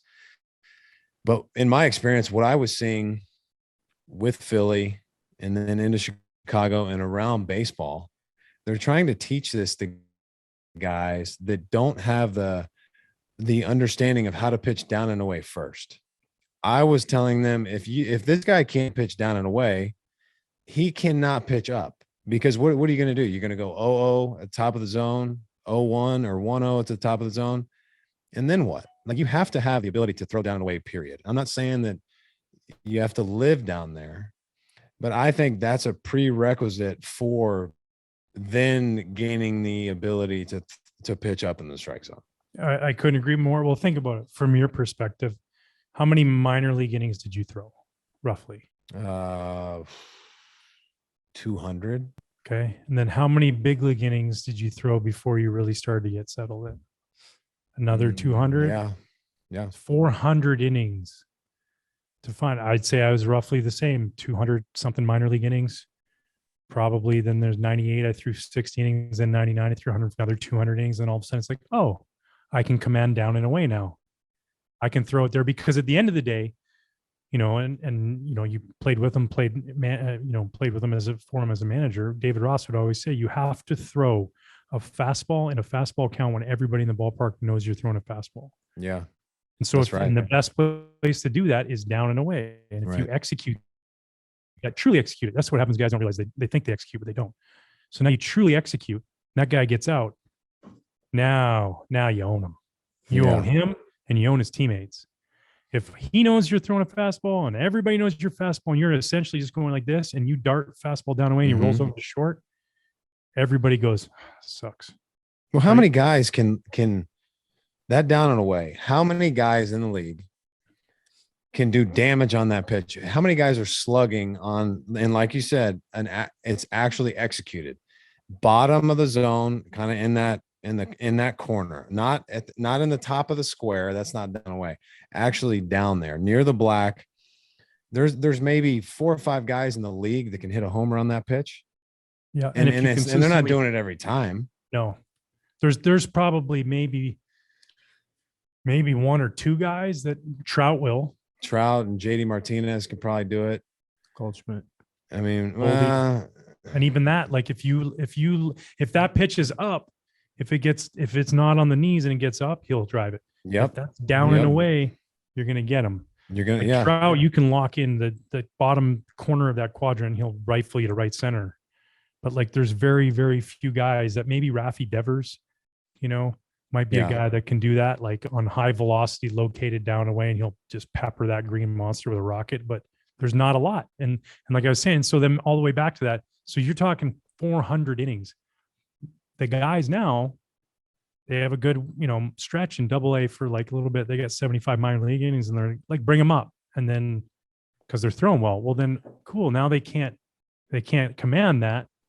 And so there's going to be games where they do, and it's like good, but on a consistent basis, they don't. And so then you start to see that those flaws come through because now you ask them to pitch up in the zone, but it's an uncompetitive pitch. It's too high, it's way a ball. And then that pitch, if you can command down and away, whatever side if you hit glove side down and away, you can command any pitch in the strike zone because that is the hardest pitch to hit. Yes. Hardest pitch to hit as a hitter and hardest pitch to throw as a pitcher. Well, you have to be so mechanically sound to consistently throw that. You have to have good direction. You have to have, your front side. You can't be flying open to the left or kind of blocking yourself off to the right. And then on the other side of that, arm side, everybody should be able to throw arm side. Yeah. I mean, that's probably the easiest thing to throw. And then with the fastball up, there's very little margin for error. If you miss a click or two down, those are homers. Mm-hmm. If you miss a click or two down when you're going down and away, you get that ball back. And that's what I tell everybody. You miss down when you're trying to go down and away. All right. Okay. It's 1-0 or whatever the case is. You didn't give up a 3-run homer though. I promise you that. Yeah. You got that right. Yeah. And it's like that, the up pitch middle of the zone is the ultimate risk reward pitch in baseball right now. Cause it's exactly that. If I throw it and execute it, and not a lot of guys getting on top of it. No. I missed 2 inches down and they're touching pillows. And watching the guys that can do it effectively throughout the game, it's very, very fun to watch. But like you mentioned, with these young guys who get to the big leagues in 70, 80 innings, when their command isn't as precise as it needs to be to even pitch successfully at that level on a consistent basis anyways. And now you're trying to throw in other things and trying to learn on the fly at the big league level. It's very difficult to do. And some of that, is from a development standpoint, like not ingraining these things into these kids early enough. And I'm all for a lot of these kids getting to the big leagues fast. I am. I think it's great. But then, I mean, damn, it's hard to learn at that level. When you're trying to get a major league lineup out and you're working on things at the same time, it's just really hard to do both. Yeah. And too, like you said, why are we in such a hurry to always like, we got computers, we got data, we got these things, scouting reports. Who's to say that today down and away all day just doesn't work? Like I went, my son Brady had a high school varsity game over at Kerrywood Field on the weekend, right? They played St. Patrick's, Amundsen versus St. Patrick's. The Belmont boys, St. Pat's. Yeah. And they had a kid out there just throwing hard, like, I don't know, upper 80s, all he threw was fastballs down and away all day. And he dominated because it's the hardest pitch to hit, and it always will be. And so if you can teach them at that young age, at Cooper's age, at these kids, like, cool, man. I know the strikeout is, it's beautiful. We like it. It's sexy. So are outs really fast. It's really sexy going 7 innings, giving up 2 hits and no runs. Or you could go 3, strike out 8, but that was it. You didn't get to go anymore because your pitch count got up there. Right. Yeah, and then you swung the bat before. If you have a guy that's able to execute down and away and can show some resemblance of something on the inside part of the plate, it's so hard to cover both. So hard to cover both. Because then, okay, you're like, this guy can execute down and away. Now I'm kind of lean and I'm a little bit heavier on my front foot. And the next thing you know, he busts you in. I mean, you got to be a pretty damn good hitter to handle both. And then the guys with super high velocity, not even the best. And guys with really not even high the best velocity can do that. No, guys with high velocity and good breaking balls, a lot of the best hitters will eliminate one side of the plate. And you kind of have to do that, because how am I going to cover, 2 breaking balls and 98 on the outside corner and try and do the same thing in? There's really no way to do it. You almost honor part of it. He knows. Yeah. He knows I got the depth. You got depth. So those days when you were commanding down and away and some dude's leaning out there and all of a sudden you run a sinker, jam shot, weak ground ball. Yep. Every time. No, I do think too, you brought up like you being able to throw a change. I do think something I'm starting to very much realize is that just like you can either really spin it well or you can change it well. Like, I think guys are just inclined to be able to feel one side of the plate or the other side of the plate. And you were very much known for your slider. Yep. Did that come naturally to you? It did. It had like a weird evolution to it. Cause when I started throwing it in high school, I had a good slider. It was almost like a cutter. It's almost like, shape wise, like Jake threw that kind of just like, that late little bite to it. And cause I threw it, I took it I literally just took my fastball and then just off center. So there was no like special grip to it. And then it was just like get on top of and behind it. Then I got to the minor leagues and it was like, hey, you should work on a curveball. That's not going to play. We want a little bit more depth to your breaking ball. And then it was like, it would spin, it would pop out of my hand back, kind of just like fade away rather than have any kind of tight action. Then I went to AA. And that's kind of when I found it back again. Mike Redmond was like, hey, stay with that slider. Like that's a really, really good pitch. It'll play well. And then my first year in the big leagues, I just didn't have any fastball command. I was scared. I was like, I was in Binghamton, New York, and all of a sudden I'm pitching at Yankee Stadium. I was, it was like a little nerve wracking. But then once I got that back and then went to Calgary, and Calgary's a little higher altitude. And so you really had to stay behind the ball in order to get that breaking ball.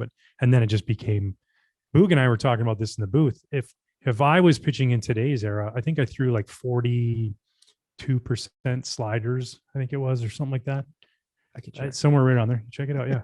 But if I pitched in today's game, they'd probably try to have me throw 60% sliders because I mean, not tooting my own horn, it was unhittable at times. Like, I remember striking out this left-handed switch hitter, Luis Lopez for the Mets 3 times in one game on 9 sliders down in it.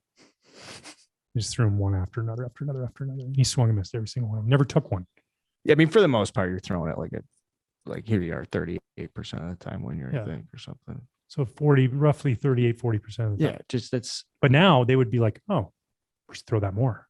Yeah. I should throw that more. Now, was it your out pitch though, Jake, or was it like your curve or like when you got 2 strikes, or did you see yourself as having an out pitch when everything was like so filthy and going? Yeah. Well, I mean, all these different ones. There was a time 3 out pitches. Yeah. I mean, it was They all honestly, and I didn't have a really good changeup for a while. And then like in 14, 15, 16, like I started to, so I changed my grip from a 4-seam changeup to a 2-seam changeup. So the spin basically mimicked the same spin as my sinker. And like I was talking to Demp earlier, I just tried to throw a fastball with my middle finger and ring finger, throw it as hard as I could. Some pitching coaches would tell you to like kill your backside, but the effort with my body was as intense as it was on the fastball. And I felt like that intensity led to the movement that I had. And there were days where it would kind of mimic a split, but I would say it was my fourth pitch. But the cutter, like Demp was also saying, it was short and late. And I threw mine anywhere from like 89 to 92. And the hitter would see straight. And it wasn't that 12-6 curveball action. It was nice and tight. And the action was late enough to where by the time they decided to swing, it was either under the barrel or in play for weak contact. And that's how I use my slider and my cutter a lot, is like in a 2-0 count, I'm trying to get a ground ball or a pop-up or something like that, or even 0-0. So it depended on the day, but I really like my curveball too. I use my curveball mainly for a put away pitch with 2 strikes. And my throwing philosophy with that is trying to bounce it on the very tip of the plate. Because if I knew if I could do that, chances are it was going through some portion of the bottom of the strike zone, and it kind of helped me with the intensity of it, and just trying to throw it as hard as I could. Really, That's a great. Every kid who's listening or watching this, that's exactly what they should hear when it comes to breaking balls. They get so caught up in throwing them off the plate, and then they become uncompetitive, right? And they just become a wasted pitch. Any breaking ball that is short of the plate, on the plate, especially when you're throwing with any kind of velocity, you get so much weak contact. You'll get so many swings and misses. You'll get more chases on like 0-2, 1-2 pitches than something that's away, because they're good at tracking that versus on the plate. I love that. Just short, right on top of the plate. And chime in with this too, how you feel about this. I think that most big league hitters are really good at east and west, at understanding, whether a ball's in off the plate or away off the plate. They struggle with the north and south. So that's why I try to throw almost everything over the white. I would just change north and south. And that really helped me. Bosnia was big on that, is just trying to command the breaking ball, not necessarily in that box, but just over the white portion of the plate. And once I got really good at that, then, you can get a little bit more chase east and west, but my east and west pitch was more my cutter, slider. And then only thing I was trying to do with the curveball is just north and south, trying to miss underneath that box. Yeah. As soon as Eric Gregg stopped umpiring and you couldn't get 7 inches off the plate away, as that evolution changed, like as umpires started to realize that they were getting micromanaged and we can't call that a pitch in north-south became vital, because you're just not going to get, very, very rarely are you going to get 2 balls off the plate. Even if you throw, on the plate black and then you go a ball out, they're like, that's outside. They're really good at recognizing that too now. So pitching north-south is probably as important as it's ever been. What do you like watching the most right now? Who do I love watching Gossman pitch. Big fan of watching him pitch. I'm marveled. I'm completely baffled and marveled at Josh Hader. Like, I know he pitches one in. Do you see his numbers at Wrigley Field? He's thrown going into game 2, and I didn't see the results, his box score from game 2. I saw the results, but he had 18 innings pitched with 4 hits and 34 strikeouts, no runs. And, here's a guy and he's evolved with that slider, obviously, but you talk about north-south. I mean, he can command that really top part of the strike zone so well. And it's just not, I love watching Walker Buehler pitch, that explosiveness on his fastball. He's got that good tight breaking ball, kind of enjoy that. I'd say Buehler and Gossman are probably my 2 favorite guys to watch. Those guys are unreal to watch. 2 that I've Nestor Cortez. Anybody with with a mustache as good as Carl's is going out there and just carving like that. It's a fact. Dude, it's a fact. MLB's better with a guy like Nestor Cortez out here carving people up and giving all those New York Yankee high school fans, all those kids taking the mound, that's their guy. That's, even though he's a legit throws 94 cut, nasty stuff, putting hitters down, there's just something about him that makes it feel like if you get on the subway tomorrow, like you're going to sit next to Nestor Cortez. Like that's a buddy in every group of friends. Like he could be, you know, just as easily be like pouring you a drink at the bar tomorrow night, just as he is. I'm not saying I know how talented he is. It's just the image and the perception. And baseball's better with like those type of guys around them. Yeah, because he's the pitcher's version of Dustin Pedroia. You know, it's like we get so caught up in what you're supposed to look like and what your size is supposed to be. You know, he's on the staff with Jordan Montgomery and Jamison Tyon and Garrett Cole and all these big, huge beasts. You don't have to be that. You know, your performance speaks for itself. Now it helps that he has a really good stuff and he knows how to pitch. But like, I just love the fact that like he's quote unquote an underdog out there and he's just carving people up. Yeah. So much fun to watch. Man, I like right now, especially Carlos Rodon and I mean Corbin Burns. Like that cutter he throws and the sinker. I mean, he's got 97 that goes both ways. And he doesn't walk anybody. It's not why he's coming right. He's coming right at guys. They always tell us, right? Trust your stuff. Trust your stuff. It plays in the strike zone. I don't know if anybody trusts their stuff in the strike zone more than Corbin Burns. And it's a great story because in 2018, he was dead last in ERA at 8.82, gave up 70 hits and 17 home runs in 49 innings. And then had spent that offseason really dedicating to kind of figuring out like, well, why am I so bad? And when you look at the numbers, his fastball spin rate was just as good as Justin Verlander's, like all his advanced metrics. He had a 40% home run or fly ball to home run rate, which is like by far the biggest in Major League history. Like 40% of every fly ball goes for a home run. So he just like really dug into the data and like tried to understand himself and then spent time like working on a cutter grip because he had figured out he needed to throw a cutter. It wasn't like he was like playing catch and was like, oh, that cuts. It was like after going through the data and stuff, it was like the smartest thing you can do. Whoever he works with is like, you should try and adopt a cutter. And so they set out for an off season to do it. And since then, I mean, yeah, he's so fascinating, and to just pitch aggressively in the big leagues over the strike zone. I'm going back to it again. I just really like watching those guys to go out there because like that's when they're completely in control of the game. Like when Gossman pitches, like he's in control. I know you're good major league hitters and all that stuff, but at this point where he's at, same thing when you were, when I was doing my thing in JV, like you're in control. And that's a unique thing. I think that's a special thing. That's a very hard place to get to as a pitcher, which is nearly impossible. Well, and two, you know Go this, ahead, Jake, and I'll throw this over to you. There's only one person aside from the umpire who gets to control tempo, and that's you. You have the ball on the mound. I tell Brady that, my son, that all the time. You have the ball. Nothing happens. If you want to get in the stretch, run around base, and everybody's jumping around, you just step off.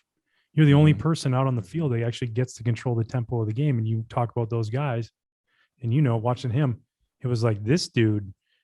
Your stuff, one thing was playing and all that, but the tempo at which you controlled the game and understanding that you control that game. So I think some guys don't truly understand that. No, you're right. And I think baseball is very unique in the sense that as a pitcher, we're technically on defense, but in my mind, I feel like I'm on the offensive side of the game. Like you, and as a hitter, you have to react to what I'm doing. Like it's rare to be in a position like that as a starting pitcher where it feels like I'm more offensive, and like you said, nothing happens until we make it happen. So it's very unique in that regard. And Carl, what you were saying about Corbin, very interesting about, what happened to him in 2018 and how he was able to kind of change everything and go through data and rework his delivery and his pitches and stuff like that. It's so impressive that he was able to make recovery, to be where he was and then to get to this point where he is now. He's, won a Cy Young and one of the best guys, on the planet. I mean, it's one thing to look at the data and have people helping you with certain things, but then to be able to put it all together and do what he's doing now. I mean, that's just incredibly impressive. I feel like this is stuff I should know a lot about, and then I just get smarter. So thank you very much for a lot of this insight. Most of it, some of it not. The nice part is like, I always came across as a guy who was a goofball, having a lot of fun, but I was really lucky to play with some really, really good teammates who knew a lot about baseball and how to pitch. And I did have my ears open and I did listen to them. It was always hard to implement it at all times, but Is there one you think in a speech? Greg Maddux. Yeah. I mean, Yeah. if you can't learn pitching from that guy, then I'm sorry. That's just on you, because he's willing to hand it out if you're willing to listen. No, it's good to hear that. It's good. You still in contact with him at all? Yeah, you guys should have him on. Love to have him on. I haven't seen or heard anything from Greg in a while. Does he kind of keep to himself and do his own thing, or what's he He up likes to? he's golfing out in Las Vegas probably right now as we speak. That's usually a five times a week occurrence. He was coaching at UNLV, helping out because Chase was playing there. I want to hear a really funny Greg Maddux Yeah. story. So spring training up in Arizona, and then afterwards those exhibition games we'd play in Vegas, at the end of spring training, send a bunch of millionaires to Vegas for 2 days before opening day. What could go wrong? But so Greg wanted to drive up and go early. He lived there, and Chase was playing a baseball game. So I drove up with Greg and then went to Chase's baseball game, and all the parents now, at the 10-year-old baseball game were like, you know what I'm talking about. It's like, Greg Maddux is here. Greg Maddux. Hey, Greg Maddux is here. You guys see this? Greg is here. Yeah. And everybody's right. Ground ball right to short, right to Chase it short. It goes right between his legs. And all the parents are like, and they all look over at Greg, and Greg just goes, he's adopted. Yeah, great So great good. teammate, one of the best teammates you could ever have, and just I'm thankful I got to play with him because he taught me a lot. So I'm gonna do my part as a liaison to your guys'. Cool. Your Yeah, guys' we'd love to have try to him. make that happen. You're like a mainstream ambassador to us. We appreciate that. You got very it. much. Thanks for having me on today. Well, hey man, I'm gonna be up there beginning of August playing in the member guest with Mikey. So let's awesome. Let's play some golf too. Yeah, I got And a I'm gonna baby come see coming you. then, but I will find you. Ooh, Yeah. another baby. Yeah, This guy's still going. How about that, huh? Man, impressive. thanks. And I'm hey, just saying. I mean, like we've talked about this before on the show too. Like, a lot of props here. Retired in some aspects of life, but still going full speed in others. Appreciate that. Absolutely. Hey, you still got the beads, Yes. Oh yeah, Still got 'em. absolutely. dude. Yeah. I should've looked. worn 'em looked today. for I 'em don't know today. why I didn't wear 'em today. Well, I'm kind of glad you didn't because I looked for mine. We're in between houses. I can't find. 'em. Okay. You talking But- about all your goofy shit you guys used to wear? Yeah, these things are No, pretty so awesome. we were on the road. We go to Colorado, and I go to this gallery, and they've got these handmade glass beads, and they had two of them. They're buy one get one free. I mean, they were like $600. So that's the only way I could justify buying them. And then Dimp was in town. Was it San Francisco or where San were Fran. we? San Fran. San Fran. This is when I was in Philly. And he wanted to hang out. I had a bunch of the guys in my room, so he comes up, and we just, we had a nice night in the suite, telling stories. Such a good night that I gifted him one of the sets of beads, and I was on his podcast, on his show, and we both wore them together. It was beautiful. Yeah, not the last time I've worn them too. They're pretty. They are beyond legit. And plus, They you are get an nice. amazing neck workout. Like, Yeah. Mhm. yeah, if you do Which that, he's conscious of. Yeah. That's definitely at the forefront of his mind. yeah, they are heavy duty. They are beautiful. I'll bring them in sometime. Okay. Until Well, I'm next glad, time. I'm glad you like them, Dem. And hey, man, Thanks. thanks for being on with us. Appreciate it. Thanks for having me. So that's Ryan Dempster. I'll just say my favorite part was when you were talking about like, well, that's why I did 16 years in the big leagues and his command and stuff. And I said this at the top, like you give me 10 pitchers and you'll see 11 different ways to get guys out. Yeah, there's not one way to do it, and that's the beauty of the game. So many different ways to get to the big leagues, and then once you're there, finding a way to stick around. And a lot of the guys that played the longest, and like Dempster said, when he started implementing that split, that prolonged his career by who knows how many years. And finding ways to continue to get better and trying to win that chess match. Because once you get there and guys see you a certain number of times, they know exactly what you have, and you know what they're trying to do. So it's trying to find a way to set that. And Dempster was one of the best doing that for a long time. So I will say after he left the office, or after the interview, but before he left the office, I'm going to put this out there publicly. He and I were just like bullshitting, and he's like, "Hey, I really do think, you guys should have a sit down with Greg Maddux. He'd really like the flow and kind of the tone of what you guys are doing, talking about baseball." And he's like, "If you guys want to do it right, though, you guys should play 18 with him and then sit down and interview him." And I was like, "I think you're just messing with me because you know me well enough to know how I'm going to react to this." And he's like, "No, I'm being dead serious, dude. Like, Let's I'll do talk it. to Greg and we'll get 18 in. And I want to make that like a thing where it's like, if you're a big golfer and you want to do an interview with starting 9, like we could just play 9 too, or just hit a range for a little bit, feel each other's swings. You can't just play 9. We'll play 18. We'll play either Wolf Creek or Shadow Creek. I just got snaked. Shadow Creek or Wolf Creek. Have you played either of those? No. Okay. Well, have you played Stony Creek in Oak Lawn? I know you have. No. $18 on Tuesdays and Wednesdays. Okay. You haven't. But no, we'll see. Yeah. Dempster could probably hook us up with that. I'd love to hang out with Greg for a while. And I want to have Ryan back. I want to have Demp back on like when playoffs come around, and just like we do need to pick out the good friends of the show that can be there for us, because that guy's got some funny shit. Yeah. Very witty. He's a positive influence for the Cubs organization to have around, and that's why they've decided to, kind of make him part of the team. So it's good to see that. Look ahead to the weekend. What do we got, boys? It's been a loaded week. This is like our first time we've had to put shows up coming out of coming out of a big weekend and moving pieces. So I'm curious, are we laying low? Colin, you had a little sex last weekend. We're going to double dip this time, or? Of course. Mets are away, so I'll have the weekend off from them. Probably hit up the beach again and just relax. Nice, man. I've got 2 more days of a baseball camp here at the high school with Cooper. We have baseball practice with his travel team after that. So he's got 3 hours of camp, 2 hours of practice today, tomorrow, and then Friday we're going to go watch A&M play in College Station.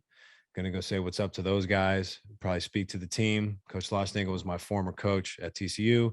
And then the Horned Frogs play at 7. So 1 o'clock, I'm going to watch A&M. 7 o'clock, we're going to watch TCU. So I will have my kids with me, and Brittany has a big girls weekend this weekend. So she's going to be doing her thing with a bunch of the girls.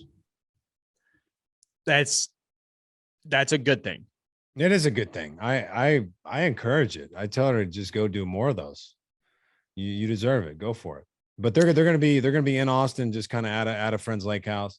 So I probably won't see her till Monday. I'm playing Aaron Hills on Friday if you've been there. I have not played Aaron Hills, no. Yeah, group of guys from the Illinois baseball team are going to meet up. So that's just like, I just love that. We haven't played together for 12 years. We still we hang out. It's like the closest group of friends you could ask for, and still make time, even though guys live in different places. So I got a buddy coming in from out of state, and then a group of us are going up from Chicago on Friday morning, and then just laying low, man. It's good time to get caught up with like some of the baseball stories and stuff. Like I said, last weekend just being so heavy, but like I said, get the green egg going and just kind of enjoying Chicago summers to get started. Yeah, it sounds like a good weekend. It is nice to lay low a little bit. But we'll see you guys next week. Thanks everybody for tuning in this week, and give us some feedback if you like the mailbag segment, kind of getting away from baseball just like a little bit. That's probably going to be healthy for the show in the long run, and we would love for some more questions to be sent in. The more detailed, the stranger, and the more away from the game and more about us. Obviously, we like it. I like today's show. I liked it a lot. It's nice to kind of bring in some other things other than the game of baseball for a little while, and some other interests to see what's going on in our lives. And I think the fans like that. Yeah, we're gonna have an whole off season too, where there's only so much hot stove, so there should be some good stuff coming. Until next time, please go subscribe to the show, unsubscribe, resubscribe, leave a comment. That stuff actually matters. Subscribe to the YouTube page, and a new directive and homework assignment. Text this show to like an older guy in the family. Like send it to an uncle or dad. I've gotten crazy feedback about like older guys in my life that have come in, like my uncles and my dad, my buddy's dads, that are like, dude, it's great. Love the baseball conversation. So maybe that would be a good homework assignment. Send the show around, give us some love. But seriously, guys, thanks very much for tuning in, and we'll be back next week. See you next week.